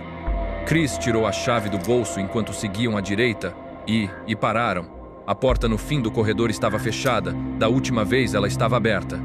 Chris rapidamente empunhou sua bereta e se aproximou de Rebecca. Alguém deve ter passado por ela enquanto estavam no hall principal, reafirmando o sentimento de Chris que coisas secretas estavam acontecendo em volta deles. O zumbi atrás deles estava na mesma posição, olhando cegamente para o teto. Chris deu a chave a ela para poder vigiar o corredor. A porta foi destrancada e Rebecca gentilmente a abriu. Chris sentiu que a sala estava segura mesmo enquanto acenava para Rebecca entrar. Era um piano bar. O grande piano ficava na frente de uma bancada embutida, completa com banquetas ao seu redor. Mas era a suave iluminação ou as calmas cores que davam um ar de tranquilidade. Chris decidiu que era o melhor lugar que já encontrou até agora. Talvez um bom lugar para Rebecca ficar enquanto eu procuro pelos outros. Havia algumas plantas, uma pequena mesa e uma prateleira do outro lado mais ao fundo. Só tinha a porta a qual eles entraram. O lugar ideal para Rebecca se esconder. Ele se aproximou de Rebecca escolhendo as palavras certas. Ele não queria assustá-la, deixando-a para trás. Ela sorriu para ele, parecendo mais jovem do que já era, uma criança. Uma criança que se formou em menos tempo do que você para tirar a licença de piloto. Não a ajude. Ela é provavelmente mais esperta que você. Como você se sentiria ficando aqui enquanto eu dou uma olhada na casa?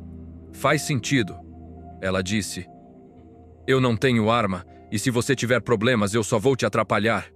Ela sorriu mais e adicionou. Mas se você for pego por um teorema matemático, não venha chorar no meu ombro. Chris riu, tanto pelo defeito quanto pela piada. Ela não era de se subestimar. Ele foi para a porta, parando ao tocar a maçaneta. Eu voltarei o mais breve possível. Tranque a porta e não fique andando por aí, tá bom? Ela concordou e ele saiu da sala. Ele esperou a porta ser trancada e empunhou sua arma, seu sorriso desaparecendo assim que voltava pelo corredor. O cheiro piorava assim que se aproximava do zumbi morto, passando por ele para ver se o corredor continuava, e parou frio, olhando para o segundo corpo depois da curva, decapitado e coberto de sangue. Chris reconheceu suas feições como sendo de Kenneth J. Sullivan, e sentiu raiva e determinação ao ver o bravo morto. Isso está errado. Tudo errado. Joseph, Ken, provavelmente Billy. Quantos mais morreram? Quantos mais por causa de um estúpido acidente? Ele finalmente virou e voltou para o hall principal. Ele checaria cada porta que os outros poderiam ter usado e matar todos os zumbis que cruzarem seu caminho. Quando Chris saiu, Rebecca desejou-lhe boa sorte, voltando ao piano e sentando-se. Ela passou o dedo pelas teclas, se arrependendo de não ter trazido alguns daqueles papéis do baú. Ela não era tão boa em ficar parada, e não ter nada para fazer só piorava as coisas. Você poderia praticar, sua mente sugeriu, e Rebecca riu um pouco, olhando as teclas. Não, obrigado. Ela sofreu por 4 anos quando criança antes de sua mãe a deixar em paz. Ela se levantou e procurou algo para deixar, lá ocupada na sala. No bar só tinha alguns copos e guardanapos, todos com pó. Na prateleira da parede haviam algumas garrafas de licor quase vazias e vinhos caros lacrados. Suspirando, ela olhou o resto do lugar. Além do piano, não tinha muito o que ver. Na parede à sua esquerda estava uma única pintura de uma mulher, uma planta quase morrendo ao lado do piano. Uma mesa que se estendia da parede com copos de martini emborcados. Considerando isso, o piano estava parecendo mais interessante. Ela passou por ele e entrou na pequena abertura à sua direita. 2 estantes estavam lá, uma na frente da outra, vazias, franzindo. Ela se aproximou das estantes.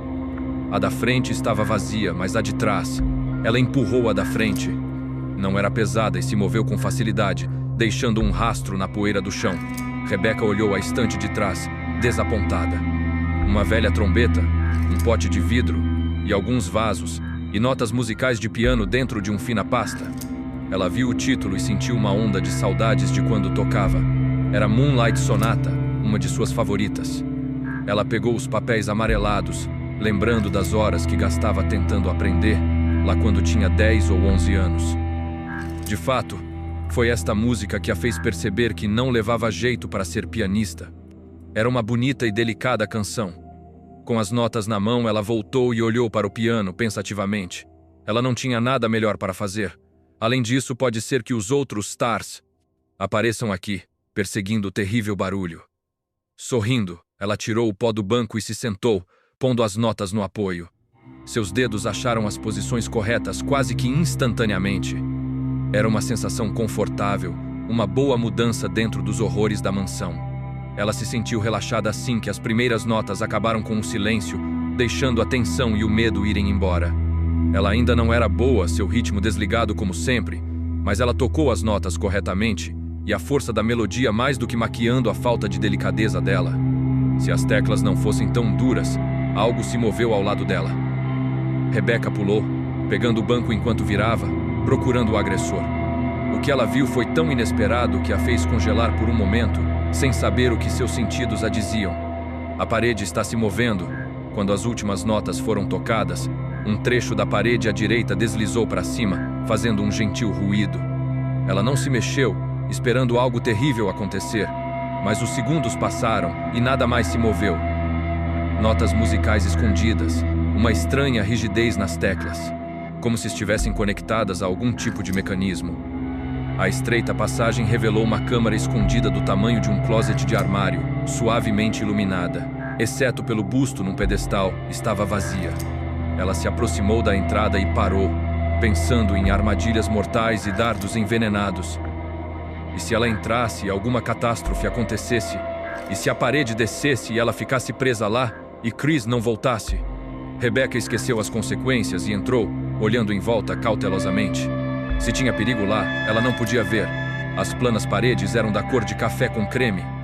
A luz vinha de uma pequena estufa à direita, um monte de plantas atrás de um sujo vidro que separava os dois ambientes. Ela foi até o pedestal no fundo, percebendo que o busto em cima dele era de Beethoven, compositor de Moonlight Sonata. O pedestal portava um grosso emblema dourado do tamanho de um prato. Ela se agachou olhando para o emblema. Parecia sólido, com o desenho de um brasão. Parecia familiar. Ela tinha visto o mesmo desenho em outro lugar da casa. Na sala de jantar, sobre a lareira. É isso, aquele era de madeira. Ela o viu quando Chris estava examinando a estátua quebrada. Curiosa, ela tocou o emblema, passando a mão no desenho, e o agarrou com as 2 mãos.